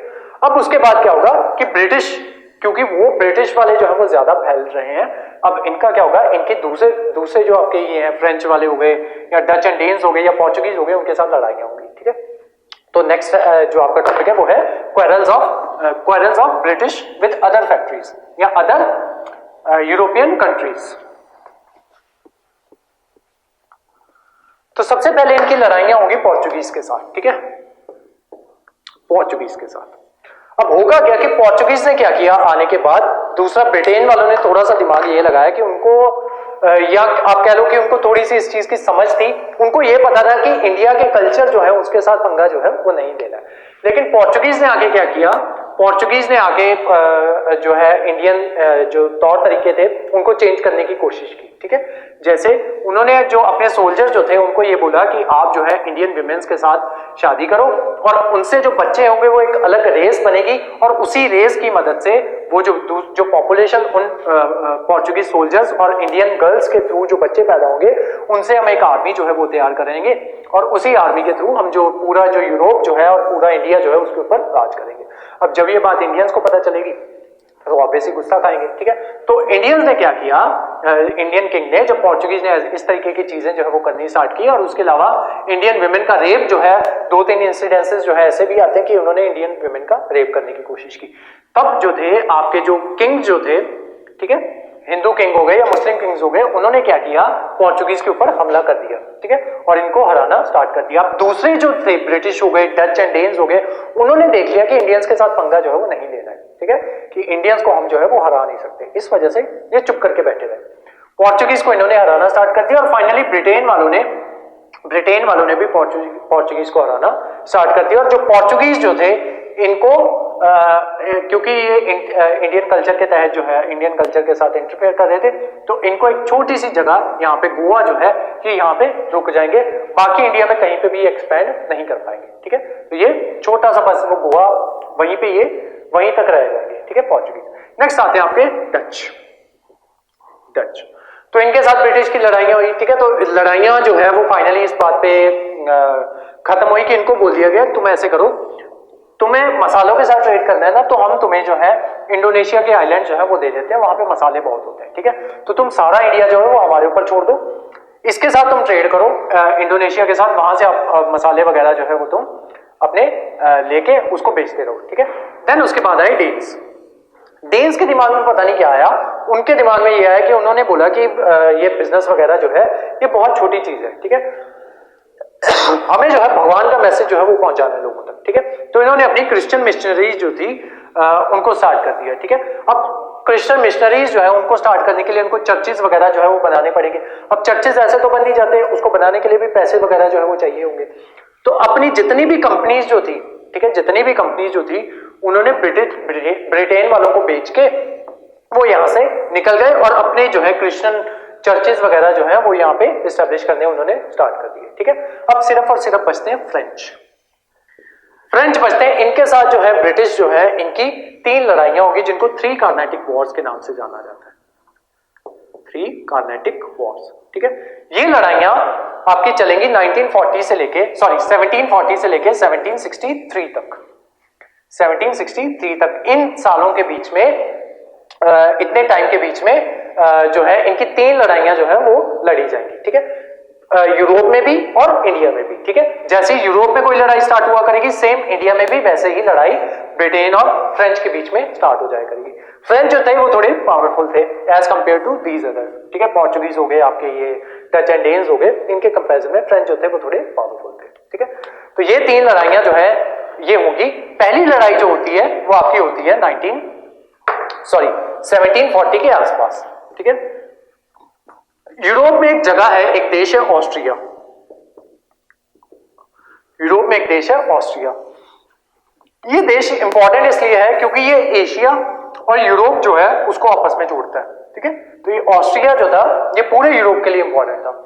यहां का एक किंग था वो मर गया, ठीक है। यहां का किंग मर गया, उसके 2 बेटे थे, ठीक है।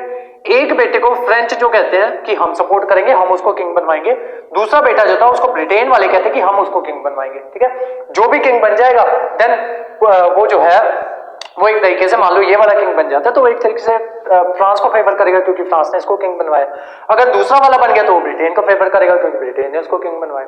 इसी वजह से क्या हुआ, जब ये ऑस्ट्रियन वॉर ऑफ सक्सेशन जो है ये हुई, उसी वजह से यहां पे भी इंडिया में भी लड़ाई जो है वो शुरू हो गई, ठीक है। जैसे यूरोप में लड़ाई हो गई वैसे इंडिया में लड़ाई शुरू हो गई। अब वो किस वजह से हुई उसको इस तरीके से समझो कि जब इंडिया पाकिस्तान का मैच होता है, ठीक है, तब इंडियंस और पाकिस्तानी जो है वो कनाडा में भी बैठे हैं, ठीक है। इंडिया और पाकिस्तान का क्रिकेट का मैच हो रहा होता है या इनके बीच में कभी लड़ाई लगती है तो कनाडा में जो बैठे हुए इंडियंस और पाकिस्तानी जो है वो आपस में लड़ पड़ते हैं, ठीक है। सेम ऐसे यहां पे हुआ कि ब्रिटेन और फ्रांस के बीच में लड़ाई हो गई ऑस्ट्रिया में, ठीक है, यूरोप में लड़ाई हो गई। अब उसी वजह से इंडिया में भी ब्रिटेन और फ्रांस के बीच में लड़ाई हो गई, ठीक है। तो असल में हुआ क्या कि ब्रिटेन ने फ्रांस का एक जहाज जो था उसको कैप्चर कर लिया, ठीक है। ब्रिटेन ने फ्रांस का एक जहाज जो था उसको कैप्चर कर लिया। फ्रांस ने इसके बदले में क्या किया, फ्रांस ने साउथ में एक जगह है मद्रास, ठीक है, या कार्नेटिक, ठीक है, वो जगह जो थी मद्रास वाली जगह, इसकी राजधानी हुआ करती थी आर्कॉट, ठीक है। उसको यहां पे इसकी ब्रिटेन वालों की एक फैक्ट्री हुआ करती थी, उस फैक्ट्री को फ्रांस ने कैप्चर कर लिया, ठीक है। ब्रिटेन ने क्या किया, फ्रांस का एक जहाज कैप्चर किया, फ्रांस ने उनकी सारी की सारी फैक्ट्री ही कैप्चर कर ली, ठीक है। ब्रिटेन की जान सूख गई कि ऐसे तो जो ये लोग जो है ये समझेंगे कि फ्रांस जो है काफी ज्यादा पावरफुल है, ठीक है, तो हमें वो चीज जो है उसको रोकना होगा। तो ब्रिटेन वालों ने क्या किया, ब्रिटेन वालों ने लगाया दिमाग, ठीक है। तो उस टाइम पे जो आपके ये जो थे कार्नेट जो था, कार्नेटिक नवाब यहाँ पे हुआ करते थे अनवरुद्दीन, ठीक है, अनवरुद्दीन, ठीक है। अनवरुद्दीन जो थे ये वहां पे इसके नवाब हुआ करते थे उस टाइम पे कार्नेटिक के, ठीक है। बेसिकली आपका ये मद्रास वाला एरिया जहां पे आज करंट का चेन्नई है वो वाला एरिया। ये पहुंचे ब्रिटेन वाले अनवरुद्दीन के पास कि सर हमें जो है मुगल परमिशन के थ्रू, ठीक है, आपके एरिया में मुगल्स ने फैक्ट्री लगाने की परमिशन दी थी। फ्रेंच वाले जो है उन्होंने क्या किया, उन्होंने वो फैक्ट्री अपने कब्जे में ले ली, ठीक है। आपका एरिया हो, ठीक है, कोई दूसरे देश वाले आके उसके ऊपर कब्जा कर दे, आप ये कैसे होने दे सकते हो, ठीक है। अनवरुद्दीन को आया गुस्सा, वो अपनी आर्मी लेके पहुंच गया यहाँ पे लड़ने के लिए यहाँ पे चेन्नई में, मद्रास में, ठीक है। हुआ क्या कि उस टाइम पे ये जो फ्रेंच जो थे इनका गवर्नर हुआ करता था डुप्लेक्स, डुप्लेक्स जो था इनका गवर्नर हुआ करता था, बहुत समझदार बंदा था वो। उसने क्या किया, 2-3 घंटे में ही इसके कर्नाटक का जो नवाब था अनवरुद्दीन, उसकी आर्मी को हरा दिया। हराने के बाद शाम को ये बैठ के सोच रहा है कि बस इंडिया इतने ही ताकतवर थे इंडियंस, ठीक है। तो इसने सोचा कि क्या आज इंडियंस को 2-3 घंटे में हरा दिया, तो क्या हम पूरे इंडिया के ऊपर कब्जा नहीं कर सकते, ठीक है। तो ये पहली बार डुप्लेक्स के दिमाग में ये ख्याल आया, ठीक है। लेकिन हुआ क्या, डुप्लेक्स ये जीत चुका था यहाँ पे, ये फैक्ट्री जो है ब्रिटेन की जीत चुका था। लेकिन हुआ क्या, यूरोप में जो ब्रिटेन जो था वो जीत गया, यूरोप में ब्रिटेन जीत गया। तो ब्रिटेन ने क्या बोला, यहाँ की जो फ्रेंच जो गवर्नमेंट जो थी उसको बोला कि तुमने हमारी ये जो फ्रेंच कंपनी हमारी जो ईस्ट इंडिया कंपनी जो है मद्रास वाली, उसको जो कैप्चर करके रखा हुआ है उसको वापस करो, ठीक है। तो उनको, हालांकि डुप्लेक्स यहाँ पे जीत चुका था, लेकिन उसको क्योंकि पीछे से ऑर्डर आया था, ऊपर से ऑर्डर आया था, तो उसको वो कंपनी जो थी वो वापस करनी पड़ी, ठीक है। फैक्ट्री जो थी वो ब्रिटेन को वापस करनी पड़ी। हाँ, इतना उसके दिमाग में आ गया कि भारत जो है इतना ताकतवर नहीं है जितना हम समझते थे, कब्जा किया जा सकता है उसके ऊपर। किसके दिमाग में आया, फ्रेंच के दिमाग में, ठीक है, डुप्लेक्स के दिमाग में। ब्रिटेन वाले अभी भी नहीं सोच रहे हैं उस बात को, ठीक है, ब्रिटेन वालों के दिमाग में अभी भी नहीं है। तो डुप्लेक्स ने ये सोच लिया। अब हुआ क्या कि डुप्लेक्स ने जब ये सोचा कि जब इसके ऊपर कब्जा जो है वो हो सकता है, उसके 2-3 साल बाद जो है क्या हुआ कि सेकेंड कार्नेटिक वॉर जो है वो स्टार्ट हो गई, ठीक है। सेकेंड कार्नेटिक वॉर जो है वो किस वजह से स्टार्ट हुई थी, वो थोड़ा सा मैप से समझ में आएगा आपको।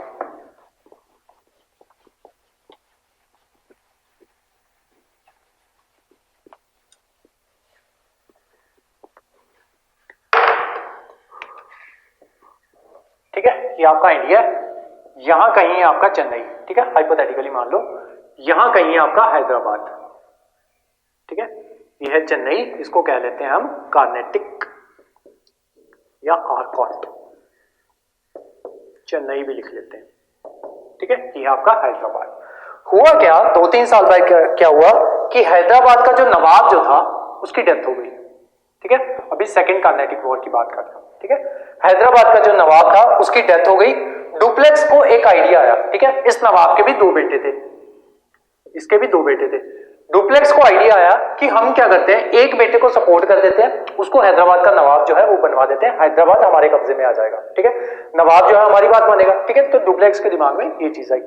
तो एक बेटे को सपोर्ट इन्होंने कर दिया, अब दूसरे को कौन सपोर्ट करेगा, ब्रिटेन वाले, ठीक है। तो दूसरे को सपोर्ट किया ब्रिटेन वालों ने, ठीक है। अब क्या हुआ, डुप्लेक्स के पास एक और आइडिया आया, ठीक है। तो उन्होंने क्या बोला, उसने सोचा कि क्यों ना ये जो कार्नेटिक का नवाब है, इसने पिछली बार क्या किया था, ब्रिटेन वालों का साथ दिया था जब हमने इनकी कंपनी जो थी उसके ऊपर कब्जा कर लिया था। तो इस नवाब ने क्या किया था, ब्रिटेन वालों का साथ दिया था। तो क्यों ना इसके ऊपर अटैक कर दिया जाए, आर्कॉट के ऊपर अटैक कर दिया जाए। तो इन्होंने दूसरा काम क्या किया, एक तो इधर इसके साथ एक बेटे को सपोर्ट करना स्टार्ट कर दिया, ब्रिटेन वालों के यहाँ पे खिलाफ आ गए, ठीक है, एक फ्रंट पे यहाँ पे लड़ने लग गए। दूसरा फ्रंट क्या किया इन्होंने, यहाँ पे शुरू कर दिया, आर्कॉट के ऊपर कब्जा कर लिया, ठीक है, यहाँ जो कार्नेटिक का नवाब था उसके ऊपर, उसकी राजधानी जो थी उसके ऊपर कब्जा कर लिया। ये जो था अनवरुद्दीन जो था, ये भाग के पहुंचा ब्रिटेन वालों के पास, ठीक है, ब्रिटिश वालों के पास पहुंचा कि मेरे तो ऐसे प्रॉपर्टी जो है उसके ऊपर इन्होंने कब्जा कर लिया, ठीक है। अब इनका ना एक बंदा था जिसका नाम था रॉबर्ट क्लाइव। रॉबर्ट क्लाइव, मुझे नाम चेक कर लो, रॉबर्ट क्लाइव ही है, रॉबर्ट क्लाइव, ठीक है। अब ये जो था, जब ये भाग के यहां पे आ गया, तो यहां पे इसका एक दामाद था, अनवरुद्दीन का एक दामाद था जिसका नाम था चंदा साहिब। इसको इन्होंने बोला था कि तू ऐसे कर, तू यहाँ पे रिवोल्ट कर दे। फ्रेंच ने इसको बोला था कि तू ऐसे कर, तू यहाँ पे रिवोल्ट कर दे, ठीक है, तेरे को हम यहाँ का नवाब बना देंगे, तेरे सौरे ने पता नहीं कब मरना है, और जब मरेगा भी तो तेरा जो साला जो है अपना, इसका बेटा जो है उसको नवाब बना के चला जाएगा, तू ऐसे कैसे रह जाएगा। तो फ्रेंच वालों ने इसको बोला कि तू यहाँ पे रिवोल्ट कर दे और हम जो है तुझे यहाँ का नवाब बना देंगे। तो ये कहता ठीक है सर। तो इन्होंने, फ्रेंच वालों ने क्या किया, यहाँ पे चंदा साहब को नवाब बना दिया, ये भाग के ब्रिटेन के पास पहुंच गया। अब रॉबर्ट क्लाइव ने क्या किया, अब यहाँ पे भी किसका कब्जा है, मीनवाइल यहाँ पे भी ये जो पहला वाला जो था जिसको फ्रेंच जो है वो सपोर्ट कर रहे थे वो जीत गया था। ठीक है, तो यहां पे भी फ्रेंच का कब्जा हो गया, यहां पे भी फ्रेंच का कब्जा हो गया। ठीक है, अब आते हैं वापस। चंदा साहब यहां पे राज कर रहा है। ब्रिटेन में कौन था? रॉबर्ट क्लाइव था। ठीक है, तो ये सेकेंड कार्नेटिक वॉर का हीरो जो है वो निकलेगा। ठीक है, रॉबर्ट क्लाइव ने एक प्लान बनाया। रॉबर्ट क्लाइव ने बोला कि हम ऐसे करते हैं, आज जो ज्यादा फोर्स जो है वो यहां पे बैठी हुई है। ठीक है, यहां पे बैठी है क्योंकि आरकॉट की फौज लेके ये इसके ऊपर कब्जा जो है वो करने चले गए थे, क्योंकि इसको जो है नवाब बनाना था, जिसको फ्रेंच जो है वो सपोर्ट कर रहे थे। ठीक है, तो पहले उन्होंने इस पे कब्जा किया, देन इसके ऊपर अपनी आर्मी, आरकॉट की आर्मी, चंदा साहेब और फ्रेंच तीनों ने मिलकर यहां पे अटैक कर दिया। ठीक है, इसको भी कब्जे में ले लिया। यहां पे पीछे क्या बचा? थोड़ी फोर्स जो है वो कम बची हुई है यहां पे। रॉबर्ट क्लाइव ने प्लान क्या बनाया? हम आज ऐसे करते हैं, रॉबर्ट क्लाइव ने प्लान बनाया, हम आज ऐसे करते हैं, अपनी एक टुकड़ी जो है वो यहां पे भेजते हैं। ठीक है, अपनी टुकड़ी जब हम यहां पे भेजेंगे तो ये जो चंदा साहब यहां पे गया हुआ है इसकी जान सूखेगी। ठीक है, ये फ्रेंच को बोलेगा कि तुम मेरे साथ मेरी टेरिटरी जो है उसको बचाने के लिए वापस आओ। ठीक है, और वो सारी की सारी फौज लेके तो वापस नहीं आएंगे, आधी फौज के साथ आएंगे। ठीक है, तो आधी फौज को हराना जो है वो इजी होगा, हम इजीली हरा देंगे। ठीक है, और अगर आज फ्रेंच जो है वो नहीं साथ देती, इसका चंदा साहिब का साथ नहीं देती, तो इनका अलायंस ऑलरेडी भी टूट जाएगा। ठीक है, तो इन एनी केस जीत हमारी ही होगी। ठीक है, यही प्लान के साथ इन्होंने क्या किया, एक छोटी सी फौज के साथ यहाँ पे अटैक किया, और यहाँ पे फोर्स इतनी कम थी, फ्रेंच और इसकी आरकॉट की फोर्स जो है वो इतनी कम थी कि ये बड़े इजिली इसको जीत गए। ठीक है, तो यहाँ पे अब किसका कब्जा हो गया? ब्रिटिश का। यहाँ पे किसका कब्जा है? फ्रेंच का। ठीक है, अब एक चीज और यहां पे होती है, यहां पे जब ये लड़ाई हो रही है तो डेथ हो जाती है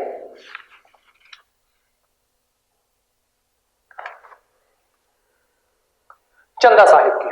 ठीक है, जब वहां पे चंदा साहिब छोटी सी फोर्स लेके वापस आता है तो यहां पे चंदा साहिब जो होता है, ये जो इसका सन इन लॉ था अनवरुद्दीन का, उसकी डेथ हो जाती है। ठीक है, तो यहां पे किसका राज हो गया? आपके ब्रिटिश का। यहां पे किसका राज है? फ्रेंच का। ठीक है, 50-50 हो गया। ठीक है, यहां पे ब्रिटिश है, यहां पे फ्रेंच है। मीनवाइल क्या होता है? यूरोप से लेटर आ जाता है कि हमने तुम लोगों को वहां पे ये व्यापार करने के लिए भेजा, तुम लोग वहां पे जाके लड़ाइयां कर रहे हो। ठीक है, तो दोनों को लेटर आ जाता है कि लड़ाई बंद करो। ठीक है, लड़ाई यहां पे बंद हो जाती है, और साथ में जो फ्रेंच का जो ये था सबसे समझदार बंदा जो था डुप्लेक्स, इसको वापस बुला लिया जाता है कि तू हर चौथे दिन वहां पे लड़ाई शुरू की होती है तूने, तो तू जो है वहां से वापस आ जा। ठीक है, तो इसको जो है फ्रेंच का जो सबसे इंपॉर्टेंट बंदा जो था, जो जीत सकता था भारत को, उसको वापस बुला लिया गया।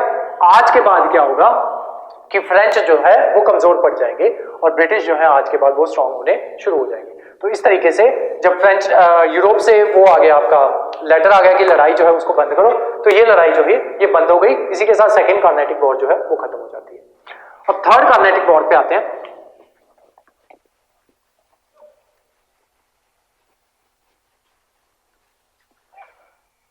थर्ड कार्नेटिक वॉर जो है वो किस वजह से शुरू हुई? जैसे फर्स्ट कार्नेटिक वॉर जो है वो स्टार्ट हुई थी। ठीक है, यूरोप में जो है लड़ाई शुरू हो जाती है 1756 में। ठीक है, 1756 से 1763 के बीच में ये थर्ड कार्नेटिक वॉर जो है, ये सबसे लंबी जो है यही चली थी। तो ये थर्ड कार्नेटिक वॉर जो है फ्रेंच यूरोप में स्टार्ट हो जाती है। ठीक है, अब जब यूरोप में स्टार्ट हो जाती है तो जो इंडियन कंपनीज जो थी उनको लगा कि यहां पे भी वॉर जो है वो स्टार्ट हो जाएगी। ठीक है, तो उन्होंने क्या किया, उन्होंने इंडिया में जो फैक्ट्रीज जो थी इसकी फ्रेंच की और इनकी ब्रिटिश वालों की, वहां पे बहुत से हथियार जो थे वो इकट्ठे करने शुरू कर दिए। ठीक है, ये बंगाल वाला एरिया था। ठीक है, बंगाल की स्टोरी है ये। तो बंगाल में उन्होंने बहुत से हथियार जो है वो इकट्ठे करने शुरू कर दिए। अब वहां पे रिसेंटली एक बंदा जो है वो नवाब बना हुआ था जिसका नाम था सिराजुद्दौला। ठीक है, 21 साल का लड़का था, वो नया नया नवाब बना था। क्यों? क्योंकि उसके जो नाना जी जो थे, ग्रैंडफादर, उसके नाना जी, उनकी डेथ हुई थी। नाना जी का नाम था अलीवर्दी खान। अलीवर्दी खान, उनकी रिसेंटली डेथ हुई थी। तो उन्होंने अपने नाती जो था सिराजुद्दौला, उसको नवाब बनाया था। उम्र थी अभी उसकी छोटी 21 साल। ठीक है, तो वो जो है यहाँ पे जब ये हथियार वगैरह जो है इकट्ठे करने शुरू कर दिए, तो इसने बोला कि इंडिया में कोई ऐसी लड़ाई जो है वो नहीं होने जा रही, तुम यहाँ पे हथियार जो है इतनी ज्यादा अमाउंट में हथियार जो है वो तुम इकट्ठे नहीं कर सकते। फ्रेंच वालों ने इसकी बात मान ली। फ्रेंच वालों की बात मानने का रीजन ये भी था क्योंकि अभी एक नया फ्रेंच गवर्नर जो था डुप्लेक्स, क्योंकि वो लड़ाइयां लड़ रहा था और इंडियंस की बात नहीं मान रहा था, इंडियंस के अगेंस्ट जा रहा था, इसी वजह से उसको वापस बुला लिया गया। ठीक है, अब जो नया गवर्नर जो होगा वो ऐसी गलती नहीं करेगा। ठीक है, फ्रेंच वालों ने हथियार इकट्ठे करने बंद कर दिए। ब्रिटेन वाले कहते, अब ब्रिटेन वालों के सिर जो है दिमाग जो है इस वजह से भी खराब हुआ था। क्यों?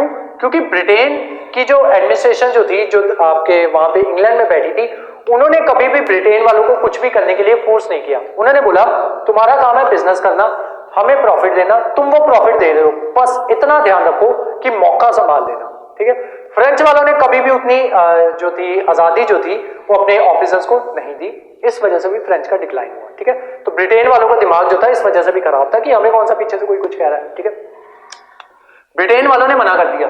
ठीक है, अनरुद्दीन जो था उसको गुस्सा आया। ठीक है, अनरुद्दीन कहता है ये तो नाफरमानी है, नाफरमानी बर्दाश्त जो है वो नहीं होगी।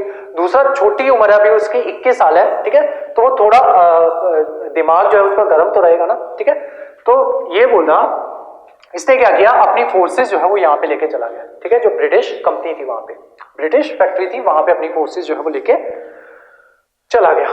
वहां पे इसकी फोर्स जो थी अनरुद्दीन की, सॉरी इसकी सिराजुद्दौला की जो आर्मी जो थी वो इतनी बड़ी थी कि यहाँ पे ब्रिटिश जो थे उनको देख के डर के भाग गए। ठीक है, तो एक जगह है यहाँ पे बांग्लादेश में वो घुस गए। ठीक है, माल्टा करके ऐसे करके कोई जगह है, तो ये भाग के वहां पे चले गए। ठीक है, जब नोट्स आएंगे तब वहां पे बताऊंगा एग्जैक्ट जगह का नाम क्या है। ऐसा इसी से मैच खाता नाम है कोई। ठीक है, तो ये पहुंच गए। अब यहाँ पे बाकी सारे तो भाग गए, तो इसमें कुछ विमेन्स जो है, कुछ बूढ़े लोग जो है, कुछ बच्चे या कुछ दूसरे लोग जो है वो रह गए। तो टोटल 146 जो लोग जो थे वो कंपनी में, फैक्ट्री में ही बचे रह गए। अनरुद्दीन की फौज ने क्या किया, उनको पकड़ लिया। ठीक है, उनको बंदी बना लिया और एक कमरा जो था उसमें कैद कर लिया। ठीक है, ये जून का टाइम है, जून का टाइम है ये, उनको वहां पे कैद कर लिया और इसमें 146 लोग जो थे उनको यहाँ पे कैद कर दिया। सिर्फ एक खिड़की जो थी वो यहाँ पे दी हुई थी और बाकी सारी जो थी ये बंद था चारों तरफ से। ठीक है, सिर्फ एक खिड़की थी यहाँ पे। सारी रात उनको बंद रखा। अगले दिन जब उठ के देखा तो उसमें से सिर्फ 43 लोग जो थे वो बचे हुए थे, बाकी सब मर गए। ठीक है, 43 ही बच पाए इसमें से, बाकी सब लोग जो थे वो मर गए। ठीक है, अब इसको देख के जो आपका ये जो था इसकी स्टोरी जो है वो सुनाता है इसका एक सर्वाइवर जिसका नाम है हॉलवेल। हॉलवेल, ये सारी स्टोरी जो है ये हॉलवेल के द्वारा सुनाई गई है कि किस तरीके से हमें पकड़ के बंदी बना लिया गया, हमें जबरदस्ती जो है वो काल कोठरी में डाल दिया गया। सभी लोग जो है रात भर वो जो है सफोकेशन की वजह से सभी लोग जो है वो मरते रहे। ठीक है, तो ये स्टोरी सुनाता है आपका हॉलवेल। अब जो कार्नेटिक वॉर का एक जो आपका हीरो था रॉबर्ट क्लाइव, ठीक है, वो यहां का गवर्नर था। यहां पे जो बंगाल की जो कंपनी थी उसका गवर्नर जो है वो लगाया हुआ था इसको, रॉबर्ट क्लाइव को। रॉबर्ट क्लाइव को जब ये बात पता चली कि इतने ब्रिटिश जो है वो मर गए हैं, ठीक है, तो रॉबर्ट क्लाइव ने बोला इस चीज का तो बदला जो है वो लिया जाएगा। ठीक है, तो इसने ब्रिटेन को खत लिखा कि हमारे इतने लोग जो है वो इसने सिराजुद्दौला ने जो है मार दिए हैं, तो हमें उसका बदला लेना है। ठीक है, ब्रिटेन क्या करेगा, वहां से ये लोग जो है अपनी जो है वॉटसन इनका एक एडमिरल होता है, उसके तहत जो है आर्मी जो है वो इंडिया में भेजी जाती है। ठीक है, तो ये आर्मी जो है, ये जहाज जो है ये यहाँ पे लैंड होगा, यहाँ पे आर्मी आएगी एंड देन ये लोग जो है सिराजुद्दौला के साथ जो है बैटल ऑफ पलासी जो है वो लड़ेंगे। ठीक है, तो बैटल ऑफ पलासी करते हैं। अब बैटल ऑफ पलासी करने के बाद बैटल ऑफ बक्सर करके क्लास फिनिश कर देंगे, बाकी जो है वो मैं नेक्स्ट क्लास में आपको करवाऊंगा।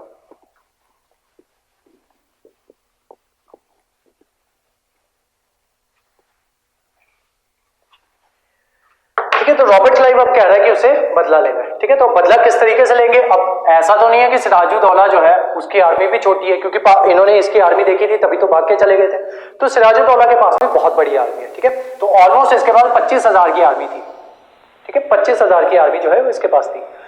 ब्रिटेन ने जो आर्मी भेजी थी वो 5,000 की थी। ठीक है, 5,000 की आर्मी जो है ब्रिटेन ने भेजी थी, तो अभी भी देख लो बहुत सारा डिफरेंस है। तो जब वॉटसन आया तो उसने पूछा कि इनको हराना कैसे है, तो दो बैंकर्स थे, ओमीचंद एंड जगत सेठ। जगत सेठ, तो ये लोग जो है ये ब्रिटेन के पास पहुंचे, ब्रिटिश के पास पहुंचे, रॉबर्ट क्लाइव के पास पहुंचे, उसको बोलते कि ये जो है ना सिराजुद्दौला, इसका जो आर्मी जनरल जो है ना मीर जाफर, ये काफी ज्यादा एम्बिशियस है, ठीक है, और ये नवाब भी बनना चाहता है, ठीक है, सिराजुद्दौला को हटा के ये खुद नवाब जो है ये बनना चाहता है, ठीक है। तो अगर हम आपकी मीटिंग करवा दें मीर जाफर के साथ तो आप जो है वो इजीली उसको कन्वे कर लेना और उसको कहना कि हम तेरे को नवाब बना देंगे और आपका भी काम हो जाएगा, ठीक है।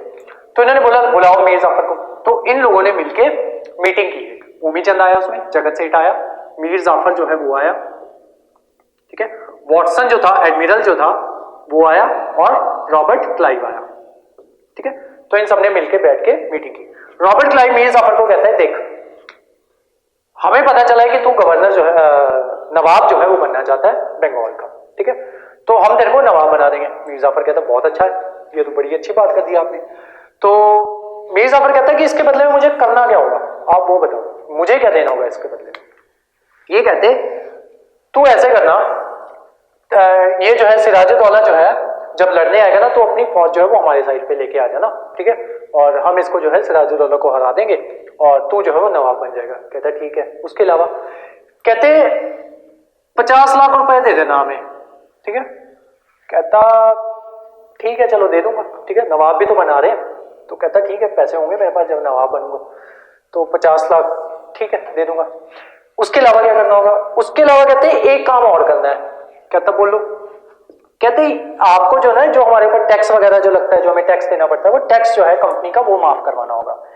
ईस्ट इंडिया कंपनी का टैक्स जो है वो माफ करवाना होगा।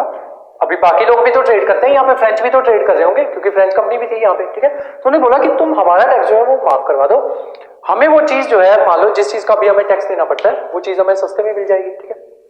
कहता चलो दिया। ओमीचंद और जगत सेठ यहाँ पे बैठे हुए थे, वो कहते यार तुम इधर 50-50 लाख की बातें कर रहे हो, इतना बड़ा टैक्स माफ करवा रहे हो, हमें क्या मिलेगा बीच में से। क्लाइव कहता निकलो तुम यहां से, तुम्हें क्या देना है, कुछ भी नहीं। तो कहते ठीक है फिर हम ये सारी मीटिंग में जो बातें हुई हम जाके सिराज को ही बता देते हैं। तो ये कहता है क्लाइव कहता है अच्छा रुको रुको, हम ऐसे करते हैं, ये वॉटसन से बात करते हैं। वॉटसन को कहते हैं हम ऐसे करते हैं, इनको देना देना कुछ नहीं है, ठीक है, इनको एक झूठा लेटर जो है वो दे देते हैं जो उसमें कह देते हैं कि हम तुम्हें जो है इतने पैसे जो है जंग के बाद दे देंगे और बाद में वो लेटर जो है हम बोलेंगे कि ऐसा तो कोई बात ही नहीं हुई। वॉटसन कहते हैं देख मेरा जो जमीर जो है ना वो मेरे को इस काम के लिए अलाउ नहीं करता, ठीक है, तो मैं तो ये काम नहीं करने वाला। क्लाइव इसको कहता है तू ऐसे कर, तू बाहर जा, ठीक है, अपना पाइप वगैरह जो है सिगरेट वगैरह वो पी के आ, ठीक है, मैं देखता हूं इनको। तो इस रॉबर्ट क्लाइव क्या करता है, एक झूठा डॉक्यूमेंट जो है वो तैयार करवाता है। उसमें कहता है कि ओमीचंद और जगत सेठ को लड़ाई के बाद इतना पर्टिकुलर अमाउंट का पैसा जो है वो दे दिया जाएगा। अपने साइन नीचे कर देता है और वॉटसन के झूठे साइन भी नीचे कर देता है, ठीक है। तो दोनों साइन करके ओमीचंद और जगत सेठ को वो लेटर जो है वो दे दिया जाता है, ठीक है।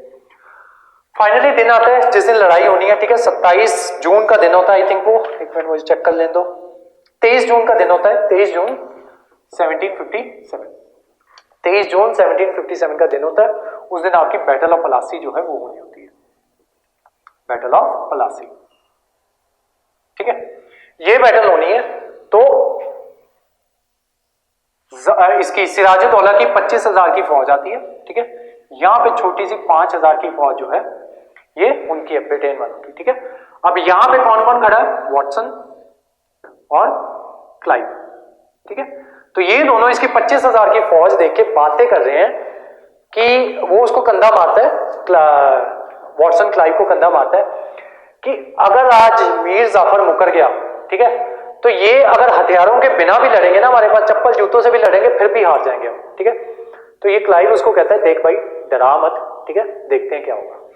तो जैसे ही बिगुल बजता है, बिगुल जैसे ही बजता है, मीर जाफर अपनी सारी फौज लेके इनकी साइड में आ जाता है और सिराजुद्दौला को वहीं पे मार दिया जाता है, ठीक है। तो सिराजुद्दौला मर गया। बैटल ऑफ पलासी कौन जीत गए, अंग्रेज, ब्रिटिश, ठीक है, वो जीत गए। अब क्या हुआ, क्लाइव पहुंचता है इसके पास, मीर जाफर के पास, कि हाँ इंशाअल्लाह भाई साहब आप बन गए हो अब नवाब, तो आओ गले मिलो, ठीक है। तो गले मिलता है, तो जब गले मिलते हैं तो उसको बोलता है ठीक है अब नवाब बन गए हो, अब लाओ 50 लाख, तो लोग पकड़ो 50 लाख, ठीक है। इसकी बात हुई थी। एक तरफ गले मिलता है, दूसरी तरफ फिर से गले मिलता है। कहता भाई 50 लाख और, कहता 50 लाख की बात हुई थी, 50 लाख मैंने तुझे दे दिए, दूसरे 50 लाख इसलिए। कहता हो भाई रिश्वत समझ के दे दो, ठीक है। तो वो कहता है चलो ले लो, ठीक है, पर कहता बार बार नहीं अब मांगने आना, एक बार हो गया अब बार बार नहीं मांगना। कहता देखेंगे। अब क्या हुआ, 57 में ये जो है बैटल जीत चुके हैं, इनके पास सिराज की सारी आर्मी है, ठीक है, ये 25,000 वाली आर्मी अब इनके पास है, ब्रिटेन वालों के पास। दूसरा, अब यहाँ पे टैक्स फ्री हो चुके हैं, यहाँ पे कहाँ पे, बंगाल में, अब और ज्यादा मुनाफा कमाएंगे। अब यहाँ पे ये सारे जो रिसोर्सेज इन्होंने यहाँ पे इकट्ठे किए, इन रिसोर्सेज की मदद से ये लोग क्या करेंगे, थर्ड कार्नेटिक वॉर जो है वो इंडिया में जीतेंगे, ठीक है, थर्ड कार्नेटिक वॉर जो है वो इंडिया में जीतेंगे। 56 में वो वॉर जो है वो स्टार्ट हो चुकी थी, ठीक है, कहाँ पे, यूरोप में। 63 में आते आते उसको खत्म होना है। ब्रिटेन जो है रिसोर्सेज जीत चुका है, अब इन्हीं रिसोर्सेज की मदद से वो फ्रेंच को हराता जाएगा और यहाँ पे मुनाफा जो है वो कमाता जाएगा। क्यों, क्योंकि यहाँ पे टैक्स फ्री है।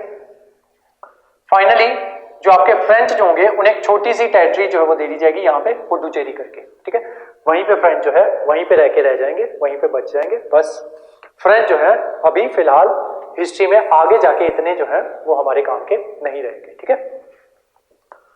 अब अगला साल बीता, 57 के बाद 1758 आया, ठीक है, क्लाइव फिर पहुंच गया इसके पास, मीर जाफर के पास, ठीक है, फिर पहुंचा तो फिर उसको बोलता कि मतलब 50 लाख दो, तो वो कहता हमारा तो वादा तो एक ही बार का हुआ था। कहता नहीं हर साल देना होगा, ठीक है। तो वो कहता उसने कहीं से इकट्ठे करके 1758 में 50 लाख जो है रॉबर्ट क्लाइव को फिर से दिए। अगला साल फिर आया 1759, क्लाइव फिर पहुंच गया मीर जाफर के पास, तो उसको कहता 50 लाख दो। वो कहता मेरे पास नहीं है 50 लाख, ठीक है, जितने थे मैंने दे दिए, ठीक है। उसके अलावा आज के बाद तू जो है मेरे से पैसे मांगने नहीं आएगा। क्लाइव इसके ऊपर क्या कहता है, क्लाइव कहता है कि देख मैंने तुझे बंगाल का जो है नवाब बनवाया, ठीक है, इंडिया की सबसे फर्टाइल जगह है बंगाल, ठीक है, तो वहां से भी 50 लाख जो है वो इकट्ठे नहीं कर सकता, तो तुझे तो नवाब बनने का ही हक नहीं है, ठीक है, तो छोड़ दे, तू नवाब नहीं बनेगा, तेरा जो दामाद जो है सन इन लॉ वो नवाब बनाएंगे हम उसको, ठीक है। तो इसका सन इन लॉ जो था वो था मीर कासिम। मीर कासिम पहुंचे मीर कासिम के पास, उसको बोलते कि तेरा सौरा तो हो गया बुढ़ा, ठीक है, अब पता नहीं उसने आगे तेरे को बना के जाना नवाब के नहीं बना के जाना, ठीक है, और हो सकता है अपने बेटे को नवाब बना दे, तो तू ऐसे कर, तू हमारे साथ मिल जा और हम जो है तुझे नवाब बनवा देंगे। कहते उसके बदले में करना क्या होगा, कहते कुछ खास नहीं, एक तो वही 50 लाख, ठीक है, और दूसरा जो है पहले तुम क्या करते हो, सिर्फ ईस्ट इंडिया कंपनी जो है उसको टैक्स फ्री किया हुआ है, हमारे जो कुछ ऑफिसर्स जो है ना वो अपना पर्सनल ट्रेड भी करते हैं, ठीक है, तो उन ऑफिसर्स को भी टैक्स फ्री कर दे तू, ठीक है। ईस्ट इंडिया कंपनी का जो ऑफिशियल काम है उसको तो टैक्स फ्री किया हुआ है, जो हमारे ऑफिसर्स अपना पर्सनल ट्रेड करते हैं ना उसको भी टैक्स फ्री कर दे। कहता वो तो कर दूंगा, लेकिन मेरे सौरे का जब तुम वहां पे उसके साथ डील करते थे तो मैंने देखा तुम हर साल मांगने आ जाते थे। कहता एक बार में ले लो, ठीक है, बार बार नहीं मांगने आना। कहते देखते हैं, ब्रिटिश वाले कहते देखते हैं। मीर जाफर को गद्दी से हटा दिया गया, मीर कासिम को गद्दी पे बिठा दिया गया, ठीक है, मीर कासिम बैठ गया गद्दी पे। अगला साल फिर आया, मीर कासिम के पास फिर पहुंच गया क्लाइव। कहता भाईजान मुबारक हो, 1 साल हो गया आपको गद्दी पे बैठे हुए। कहते हाँ जी हो गया। कहते लाओ फिर 50 लाख। कहता एक बार की बात हुई थी वो तुम्हें दे दिया, निकलो यहां से। दूसरी बात, मेरे को यहां से हटाने की धमकी दी, तो एक बात सुन मेरी, मुझे इतना पता है कि ईस्ट इंडिया कंपनी का टैक्स जो है वो टैक्स फ्री किया हुआ है। मैंने ये भी देखा है कि तुम लोग अपना टैक्स जो है, अपनी जो तुम पर्सनल ट्रेड करते हो उसके ऊपर भी कोई टैक्स नहीं दे रहे हो, ठीक है। अगर ज्यादा चीपी की तो एक तो तुम्हारा ये टैक्स लगा दूंगा, दूसरा बाकी लोगों के ऊपर मैं जो टैक्स लगाता हूं ना, मेरी तो मजबूरी है कि ईस्ट इंडिया कंपनी का टैक्स तो मुझे माफ करना होगा, लेकिन जो मैं टैक्स इंडियंस के ऊपर लगा रहा हूं और फ्रेंच जो कंपनीज जो है उनके ऊपर टैक्स लगा रहा हूं, मैं वो भी बंद कर दूंगा, ठीक है। तुम निकलो यहां से। ये पहुंचे वापस जाफर के पास, मीर जाफर के पास।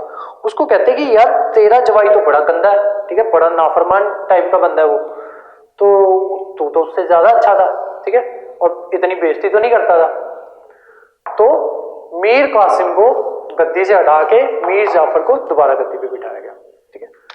अब ये जो मीर कासिम जो था ये दोस्त था शाह सुजा का, ठीक है। अब इसी वजह से बैटल ऑफ बक्सर हो गई, ठीक है। अब करते हैं बैटल ऑफ बक्सर और फिर क्लास जो है उसको रैप अप कर देंगे।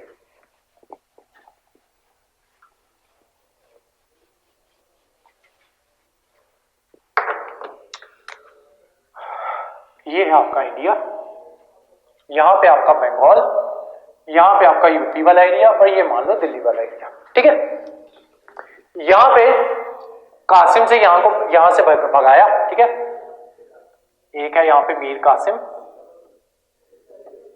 दूसरा है मीर जाफर। मीर जाफर अभी करंटली यहां पे गद्दी पे बैठा हुआ है। ये जगह थी यूपी वाला एरिया, यूपी बिहार वाला एरिया। उस टाइम पे इसको अवध कहा जाता था। ठीक है, इस पे उस टाइम पे राज कर रहा था शाह शुजा। शाह शुजा, ठीक है, ये नवाब था अवध का। उसी के साथ साथ ये था वजीर यानी कि prime minister of Mughal emperor, Mughal emperor. और ये इतना ज्यादा इन्फ्लुएंशियल आदमी था, या फिर ये जो उस टाइम पे आपका मुगल एम्परर था ये इतना ज्यादा वीक था, ये था शाह आलम, शाह आलम सेकंड। ये इतना ज्यादा वीक था कि इसको अगर कोई सिग्नेचर करवाने होते थे इसके पीएम के वजीर के अपने के, तो ये पेपर्स लेके इसके यहां पे टेरिटरी में आता था, अवध आता था पेपर्स लेके इसके पास कि सर साइन कर दो। ठीक है, तो इतना ज्यादा वीक था या ये इतना ज्यादा इन्फ्लुएंशियल था। मीर कासिम जो था वो शाह शुजा का दोस्त था। ठीक है, तो ये मीर कासिम शुजा के पास गया, उसको कहता कि सर ऐसे करके मेरे साथ ब्रिटेन वालों ने इस तरीके से धोखा किया और मेरी टेरिटरी जो है उसके ऊपर कब्जा कर लिया, कल को आगे बढ़ते बढ़ते आपकी टेरिटरी के ऊपर भी कब्जा कर सकते हैं। ठीक है, तो मीनवाइल क्या था, शाह आलम उन्हीं दिनों अवध आया हुआ था इससे साइन वगैरह करवाने, तो ये भी वही था। तो तीनों ने मिलके प्लान बनाया कि हम ऐसे करके तीनों मिलके तीनों आर्मी लेके जाएंगे अपनी, इनके ऊपर अटैक करेंगे, जीत जाएंगे। ठीक है, तो ये लोग जो है ये प्लान बनाते हैं। ठीक है, रात को मिलके बैठ के बॉटल खोलते हैं, ठीक है, मिल बैठेंगे तीन यार, बैठ के प्लान बनाते हैं कि हम लोग जो है ब्रिटेन वाले जो है उनको हरा देंगे। ठीक है, फाइनली लड़ाई का दिन आता है। ठीक है, ब्रिटिश हीरो होता है हेक्टर मुनरो। हेक्टर मुनरो ये क्या करता है, 2-3 घंटे में इनकी सारी फौज होती है उसको निपटा देता है। ठीक है, 2-3 घंटे में सारी फौज को निपटा देता है। अब तीनों को लाइन में खड़ा किया जाता है, मीर कासिम, शुजा और आलम। ठीक है, तीनों को लाइन में खड़े करते हैं। ब्रिटिश वाले कहते हैं तीनों को लाइन में खड़ा करो, पहले इसको बुलाओ कासिम को। कासिम आता है सबसे पहले, इसको देख के ब्रिटेन वालों की हंसी निकल जाती है। ठीक है, ब्रिटिश जो यहाँ पे होते हैं हेक्टर मुनरो वगैरह, उनकी देख के इसको हंसी निकल जाती है। कहते हैं देख, एक तो तेरे को यहां से हमने जिंदा छोड़ के भेजा, ठीक है, दूसरा तू हारा हुआ है, खुद तो हारा ही, इन बेचारों को भी फंसा दिया तूने। ठीक है, तो बेटा आज के बाद तू निकल, आज के बाद हिस्ट्री में तेरी बात नहीं होगी। ठीक है, तो इसको भगा दिया जाता है। शुजा आता है। ठीक है, शुजा को बुलाते हैं, ब्रिटेन वाले पूछते हैं तुझे कुछ कहा था? शुजा कहता है नहीं सर, नहीं कहा था। कहते फिर क्यों लड़ने आ गया? कहता सर गलती हो गई। कहते गलती का ना फिर फाइन लगता है। ठीक है, नाफरमानी हमसे भी बर्दाश्त नहीं होती, गलती का लगता है फाइन। कहता कितना सर? कहते 50 लाख। कहता ठीक है सर दे दूंगा। कहते वो तो देना ही पड़ेगा तेरे को, उसके अलावा और सुना के हमें पता है यहाँ पे तेरे पास एक इलाहाबाद और एक करा का एरिया है। ठीक है, इलाहाबाद और करा का एरिया, वो हमें दे दे। कहता सर एरिया तो बड़ा फर्टाइल है, पर अब मेरे पास कोई ऑप्शन भी नहीं है, मेरे को देना तो पड़ेगा। कहते दे तू। कहते हम वहां से ना टैक्स कलेक्ट किया करेंगे। कहता ठीक है सर, अब आपका एरिया जो मर्जी करो वहां पे। कहते आगे से तेरे को पता नहीं ये मराठे जो है वो तेरी तरफ बढ़ते जा रहे हैं? कहता हाँ सर पता है। तो कहता है तुझे डर नहीं लगता? कहता सर लगता है, थोड़ा थोड़ा लगता है। कहते फिर यहाँ पे तूने इसका भी नाम सुना होगा, अब्दाली यहाँ पे आता है, वो मतलब घोड़े वगैरह लेके आता है, सब कुछ लूट पाट के चला जाता है। तो कहता हाँ सर सुना है। तो कहते डर नहीं लगता? कहते सर अब इतना मत डराओ, अब बताओ करना क्या है। कहते ऐसे करते हैं, यहां से जो टैक्स कलेक्ट होगा ना इलाहाबाद और करा से, ठीक है, हमने यहाँ पे अपनी आर्मी लगा देते हैं तेरे एरिया के पास। ठीक है, ताकि जब मराठे वगैरह आए तो हम जो है हमारी आर्मी जो है तेरी प्रोटेक्शन करेगी। उस आर्मी को जो पैसा देना है वो यहां से जो टैक्स कलेक्ट होगा इलाहाबाद और करा से, उस टैक्स कलेक्शन से जो पैसा इकट्ठा होगा वो हम तेरी आर्मी को दे देंगे। कहता सर प्लान तो बढ़िया है। कहता ठीक है बेटा निकलो जाओ। शाह आलम खड़ा वहां पे बातें सुन रहा था, ठीक है। शाह आलम को जब बुलाया, शाह आलम खुद ही बोल पड़ा। कहता सर मेरे को पता है आपने मुझे कुछ नहीं बोला था, ठीक है, मेरे से बहुत बड़ी गलती होगी, मैं 50 लाख भी दे दूंगा, ठीक है, मेरे से भारी मिस्टेक हो गई, मुझे माफ कर दो, ठीक है, मेरे मुंह से निकल गई। कहते आप हो बादशाह, ठीक है, बादशाहों को सजा नहीं दी जाती, बादशाहों के साथ डील की जाती है, ठीक है। तो इसकी सांस में सांस आई। तो कहते सर मैं 50 लाख दे दूंगा मैं, कोई बात नहीं। कहते नहीं नहीं हमें 50 लाख नहीं चाहिए, बल्कि हम आपको 26 लाख रुपए देंगे। इसकी आंखें खुली की खुली रह गई, 26 लाख? तो कहता मुझे उस 26 लाख के बदले में मुझे क्या करना होगा? कहते आपको कुछ नहीं करना है, यही तो बात है उसकी। तो इसने मन में सोचा 26 लाख मतलब 2.25 लाख का पैकेज हो गया मेरा, कि 2.25 लाख कुछ भी नहीं करना है। तो कहते कुछ तो करना होगा। कहते आपको कुछ नहीं करना, आप बस जिंदगी के मजे लो, ठीक है, दारू वारू पियो, डांस वगैरह देखो, मजे करो, आप बस करेंगे हम, आपको बस साइन करने हैं। तो कहता ठीक है क्या साइन करने हैं बताओ। कहते जब आएगा ना टाइम तब बताएंगे, ठीक है। मीनवाइल 1765 आया, ठीक है, ये धीरे धीरे हमारी हिस्ट्री जो है आगे बढ़ रही है। 1765 आ चुका है। 1765 आया तो ब्रिटेन वाले पहुंचे इसके पास, शाह आलम के पास। तो कहते हैं 26 लाख की एवज में हमारा पहला फरमान सुनो, ठीक है। पहला फरमान क्या है कि आप लोग जो है हमें बंगाल, बिहार और उड़ीसा, ऐसे उड़ीसा, इसके दीवानी राइट्स जो है वो हमें दे दो, ठीक है। दीवानी राइट्स का मतलब जो है वो क्या होता है, मुझे चेक कर लेने दो। हाँ यही 3 स्टेट्स हैं, बंगाल, बिहार और उड़ीसा। इन तीनों के दीवानी राइट्स जो है वो दे दो।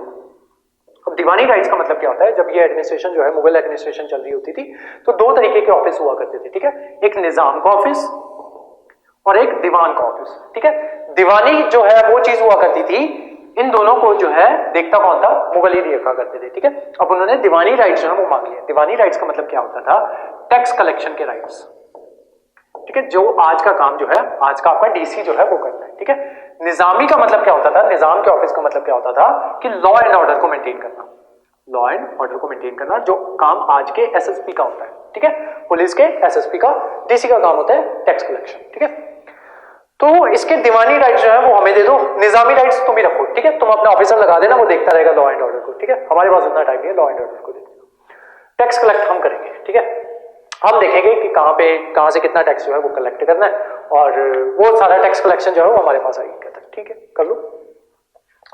आज के बाद कंपनी क्या करेगी, कंपनी यहां से टैक्स जो है कलेक्ट करना स्टार्ट कर देगी, ठीक है। आज के बाद आपके ऊपर लगान जो है वो देना पड़ेगा, ठीक है। देन फिर आपका अमीर खान आएगा, आपकी लगान मूवी जो है शुरू होगी, यहाँ पे क्या कहते हैं इनका वो मैच होगा, ठीक है, क्रिकेट का। तो लगान जो है आज से देना पड़ेगा, ठीक है। मैच हार जाएंगे तो दुगना लगान देना पड़ेगा, ठीक है। वो जो मूवी है वो आपने देखी है, ठीक है, हाइपोथेटिकल है वो, ऐसे ही बता रहा हूं। तो टैक्स कलेक्शन की पावर जो है वो इनके पास आ गई। आज के बाद क्या होगा, आपके पैसे से ब्रिटेन जो होगी वो इंडिया में सामान जो है आपके पैसे से खरीदेगी, ठीक है। आप ही के लोगों को यहां पे रिक्रूट करेगी, आप ही के लिए हुए पैसों से आपको जो है रिक्रूटमेंट जब आपकी होगी आर्मी वगैरह में, तो आपको वो पैसे जो है वो दिए जाएंगे, ठीक है। और जब आप रिवोल्ट करोगे तो आप ही के लोगों के द्वारा आपको पिटवाया जाएगा, ठीक है। तो आज से ये जो है ब्रिटेन जो है वो अमीर होना स्टार्ट हो जाएगा और इंडिया जो है वो गरीब होना स्टार्ट हो जाएगा। यहीं से आपके आते हैं drain of wealth. Drain of wealth, drain of wealth का मतलब क्या है, इंडिया ने क्या किया, पहले क्या होता था, अगर उन्हें इंडिया से कुछ भी खरीदना है तो ब्रिटेन से गोल्ड लेके आते थे या सिल्वर जो है वो लेके आते थे, ठीक है। ब्रिटेन से लेके आते थे, उस सिल्वर को इंडियंस को देके अपना सामान जो है वो खरीदते थे, देन उस सामान को वापस ब्रिटेन में जाके बेचते थे। एक चीज आज टैक्स कलेक्शन ये करना स्टार्ट कर दिए, हम इंडियन से टैक्स लिया जाएगा, हमारे टैक्स के लिए हुए पैसे से ही हमसे चीजें जो है वो खरीदी जाएंगी। अब उन्हें हमारे पैसे से खरीदी हुई चीजों को ब्रिटेन में जाके बेचा जाएगा। अब होगा असली मुनाफा, ठीक है। कब की बात है, 1758 की। मैंने क्या बताया था, रेवोल्यूशन, इंडस्ट्रियल रेवोल्यूशन कब आती है, 1750s में, ठीक है। अब इस पैसे से ब्रिटेन में इंडस्ट्रियल रेवोल्यूशन जो है आएगी। अब वहां पे ब्रिटेन में फैक्ट्रीज लगना स्टार्ट होगी, ठीक है, मशीनें आएंगी उन फैक्ट्रीज में, ठीक है। तो इन पैसों से वहां पे इंडस्ट्रियल रेवोल्यूशन जो है वो आता है, ठीक है। और यही चीज है आपकी ड्रेन ऑफ वेल्थ, कि हमारे पैसे से हमारी चीजों को खरीद के ब्रिटेन में जाके बेचना, इंडिया की वेल्थ का ड्रेन होना। कहां पे ड्रेन होना? ब्रिटेन में, ठीक है। तो ये हो गया आपका ये। अब जब इनको दीवानी राइट्स मिल गए, ठीक है, बस थोड़ा सा रह गया फिर रैप अप कर देते हैं। अब जब इनको दीवानी राइट्स जो है वो मिल गए, तो इन्होंने क्या किया कि धीरे धीरे ये पूरे इंडिया के दीवानी राइट्स जो है वो ले लेंगे, ठीक है। तो ये जाते हैं, जब इनको दीवानी राइट्स जो है ये मिल जाते हैं, तो ये किसी लेडी के पास जाते हैं, तो उसको कहते हैं कि आप कितना टैक्स देते हो, ठीक है। तो लेडी कहती है कि मैं तो अपनी मर्जी से 2% टैक्स जो है वो दे देती हूँ, कभी मुगलों ने टैक्स बढ़ाने की कोशिश की तो हमने तो रिवोल्ट कर दिए थे, ठीक है, तो टैक्स अपने आप कम हो जाता है, मैं अपनी मर्जी से 2% टैक्स देती हूँ। कहते ठीक है। पंजाब पहुंचते हैं, पंजाब जाके कहते हैं कि आपको ना आज से टैक्स देना होगा। तो कहते हैं टैक्स तो हमने मुगलों को नहीं दिया, ठीक है, हम तो महाराजा रंजीत सिंह को टैक्स देते हैं, ठीक है, तो मुगलों को तो आज तक हमने टैक्स नहीं दिया, तुम किस खेत की मूली हो, ठीक है। तो पंजाब वालों ने भगा दिया। ये पहुंचे यहाँ पे महाराष्ट्र पहुंचे, तो मराठाओं को कहते हैं आज के बाद ना आपको टैक्स देना होगा। कहते हैं हम टैक्स नहीं देते, हम टैक्स देते हैं अपने पेशवा को, ठीक है, तुम कौन हो, निकलो यहाँ से। तो जब इन्होंने ये सब सोचा ना, तो इन्होंने बोला कि पहले तो ना इंडिया का जो लैंग्वेज है पहले तो वो सीखो, ठीक है, देन इनका टैक्स रेजीम्स जो है वो सीखो, ठीक है, फिर देखते हैं, फिर एक प्रॉपर टैक्स जो है वो बनाते हैं। तो उन सारी चीजों को सीखने के लिए ये क्या करेंगे, इन्होंने कलकत्ता में एक मदरसा जो है वो खोला, ठीक है, ब्रिटेन वालों ने कलकत्ता में मदरसा खोलेंगे। देन एक हिंदू संस्कृत कॉलेज जो है वो खोला जाएगा बनारस में, ठीक है, कलकत्ता में मदरसा और हिंदू संस्कृत कॉलेज है बनारस, ये खोलेंगे। यहाँ पे क्या होंगे, ब्रिटेन के ऑफिसर्स जो है, सिविल सर्वेंट जो है वो यहाँ पे आके पढ़ेंगे, इंडियन भाषाएं जो है उनको सीखेंगे। देन इंडियन भाषाएं जो है उनको सीख के इंडियन के लॉ बुक्स जो है उसको पढ़ेंगे, जैसे आपकी मनुस्मृति होगी जो हिंदू लॉ के बारे में डील करती है, और आपकी शरीयत लॉ जो है जो आपका उर्दू में लिखा हुआ है उसको पढ़ेंगे। देन इन सब चीजों को पढ़ने के बाद उन्हें ये रियलाइज हुआ अंग्रेजों को कि इंडियंस तो बड़े बारबेरिक हैं, ठीक है, ये अपनी जो है ये जो है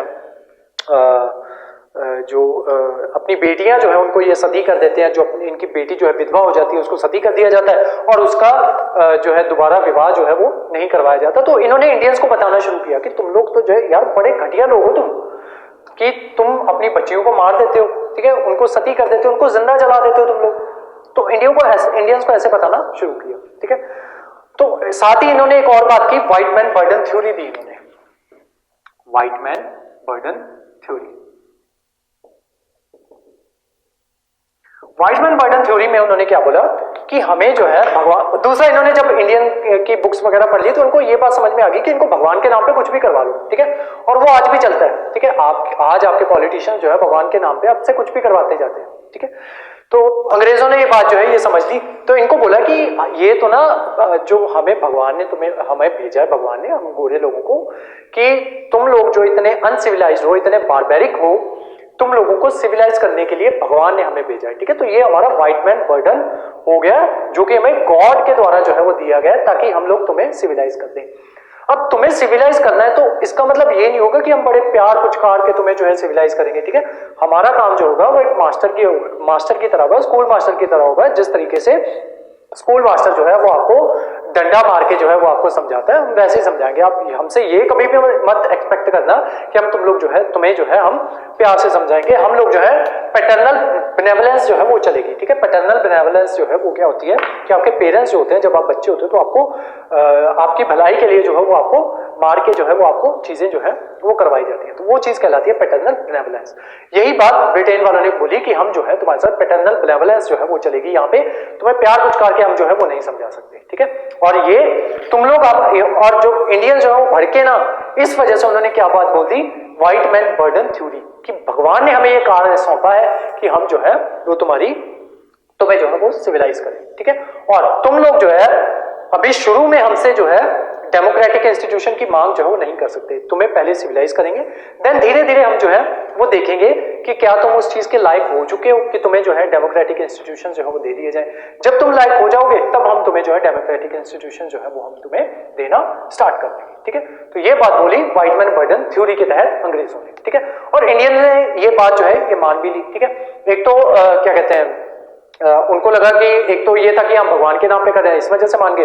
दूसरा उन्होंने बोला कि यार अंग्रेजी में बोल रहे हैं, व्हाइट मैन बर्डन थ्योरी करके ऐसे कुछ अंग्रेजी में बोल रहे हैं, और अंग्रेजी में बोल रहे हैं तो सही बोल रहे होंगे, ठीक है।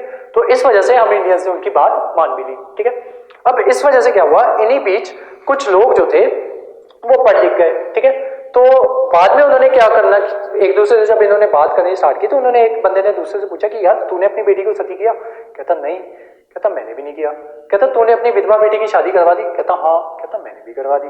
कहते यार हम उतने बुरे हैं भी नहीं जितने ये ब्रिटेन वाले हमें बता रहे हैं। मीनवाइल क्या हो गया, कुछ लोग पढ़ लिख गए, जैसे राजा राम मोहन राय जैसे लोग, ठीक है, जिनको रिफॉर्मर्स जो है वो कहा जाता है, ठीक है, रिफॉर्मर्स, ठीक है। ये लोग जो थे ये पढ़ लिख गए, तो इन्होंने क्या किया, जो हमारे उपनिषद जो थे, जो अंग्रेज कहते थे कि तुम्हारे उपनिषदों में ये सारी बातें जो है ये की गई हैं कि सती जो है वो करना चाहिए या ऐसी बातें जो है वो लिखी गई हैं, तो इन्होंने उठा के उन उपनिषदों को इंग्लिश में ट्रांसलेट कर दिया। अब बोला ब्रिटेन वालों को कि दिखाओ कहाँ लिखा है कि इनको जो है सती जो है वो इंडिया में होती है, ठीक है। कुछ लोग करते होंगे, ठीक है, और अगर तुम्हें जो है इतना ही तुम्हें ये चीज जो है तो इसको उठा के बैन कर दो तुम, ठीक है। तो इन लोगों ने क्या किया, सती वगैरह जो थी इनको बैन करवा दिया, तो अंग्रेजों ने कर भी दी, ठीक है।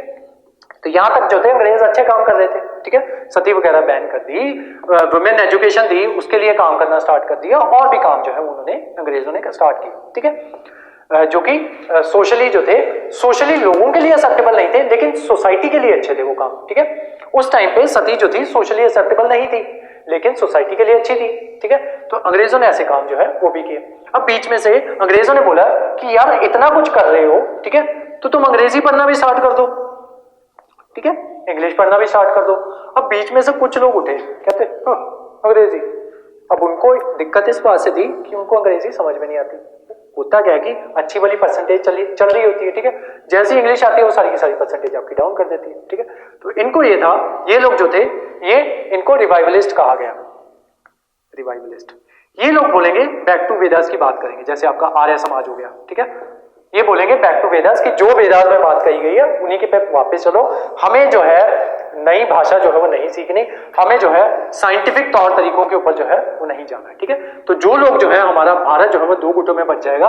एक हो जाएंगे आपके रिफॉर्मिस्ट जो बोलेंगे कि अंग्रेजी जो है वो पढ़नी चाहिए, हमें साइंटिफिक टेम्परमेंट जो है वो रखना चाहिए, अंधविश्वास की कोई भी कही हुई बात जो भगवान के नाम पे कह के आपको बोली जा रही है उस पर यकीन जो है वो नहीं करना है, उसको क्वेश्चन करना है, ठीक है।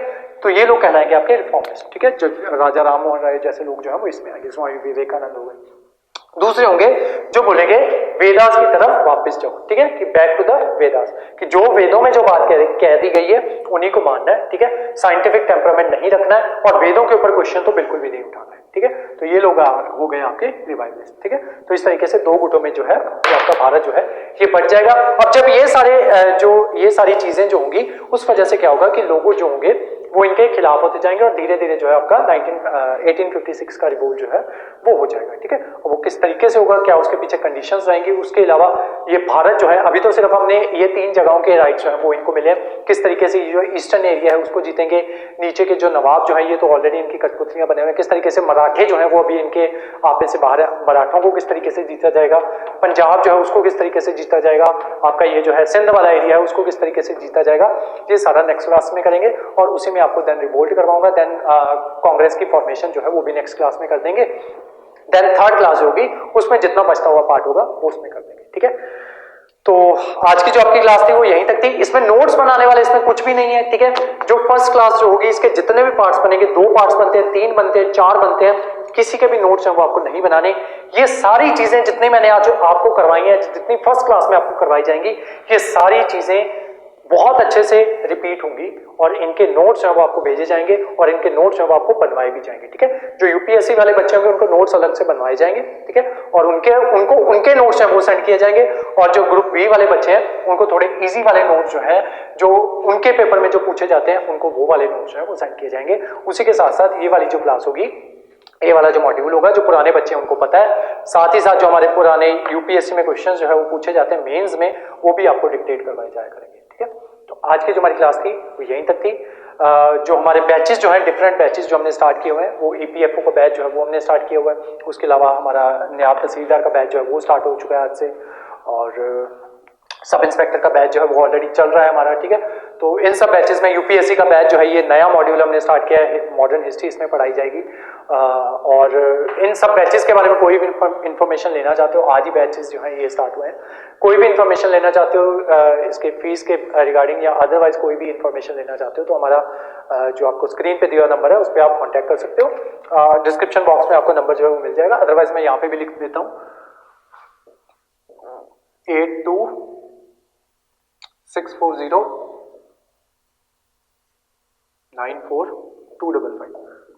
8264094255। एक बार डिस्क्रिप्शन में नंबर जो है चेक कर लेना, सही ही होगा आई थिंक, एक बार मैं चेक कर देता हूँ। बाकी इसके रिगार्डिंग आपको कोई भी बुक्स जो है वो खरीदने की जरूरत नहीं है, ठीक है। हमारी तरफ से जो आपको नोट्स हैं वो प्रोवाइड करवाए जाएंगे। जो दो बुक्स जो मैंने आपको बताई थी, बिपिन चंद्रा और स्पेक्ट्रम वाली, उसका लिंक जो है वो मैं डिस्क्रिप्शन बॉक्स में, उसका अमेजॉन लिंक जो है वो भी आपको डाल दिया जाएगा, ठीक है। तो वहां से वो जो है वो आप देख सकते हो, ठीक है। नंबर यही है 8264094255, ठीक है, यही नंबर है। तो आज की जो आपकी क्लास थी वो यहीं तक थी, ठीक है। उसके बाद की जितनी भी जो अभी जो क्लास 1, इसकी हेडिंग में क्लास 1 जो है वो लिखा जाएगा, ठीक है। तो क्लास 1 की जितनी भी क्लासेस जो हैं, ठीक है, जितने भी पार्ट्स हैं उसके नोट्स नहीं बनाने आपको, ठीक है। अलग से ये सारी क्लासेस जो है 1 बाय 1 जो है वो डिस्कस होंगी, ठीक है। अभी 2-3 क्लास में मैंने आपको सारी हिस्ट्री जो है एक लय में करानी है, ताकि आपको पता रहे कि एक तो हिस्ट्री किस तरीके से चलती है, दूसरा क्या क्या चीजें जो है वो हमने हिस्ट्री में पढ़नी है, ठीक है। तो वो इस वजह से आपको एक क्लास में ये सारी हिस्ट्री जो है वो करवाई जा रही है, ठीक है। तो आज की जो आपकी क्लास थी वो यहीं तक थी। Thank you so much.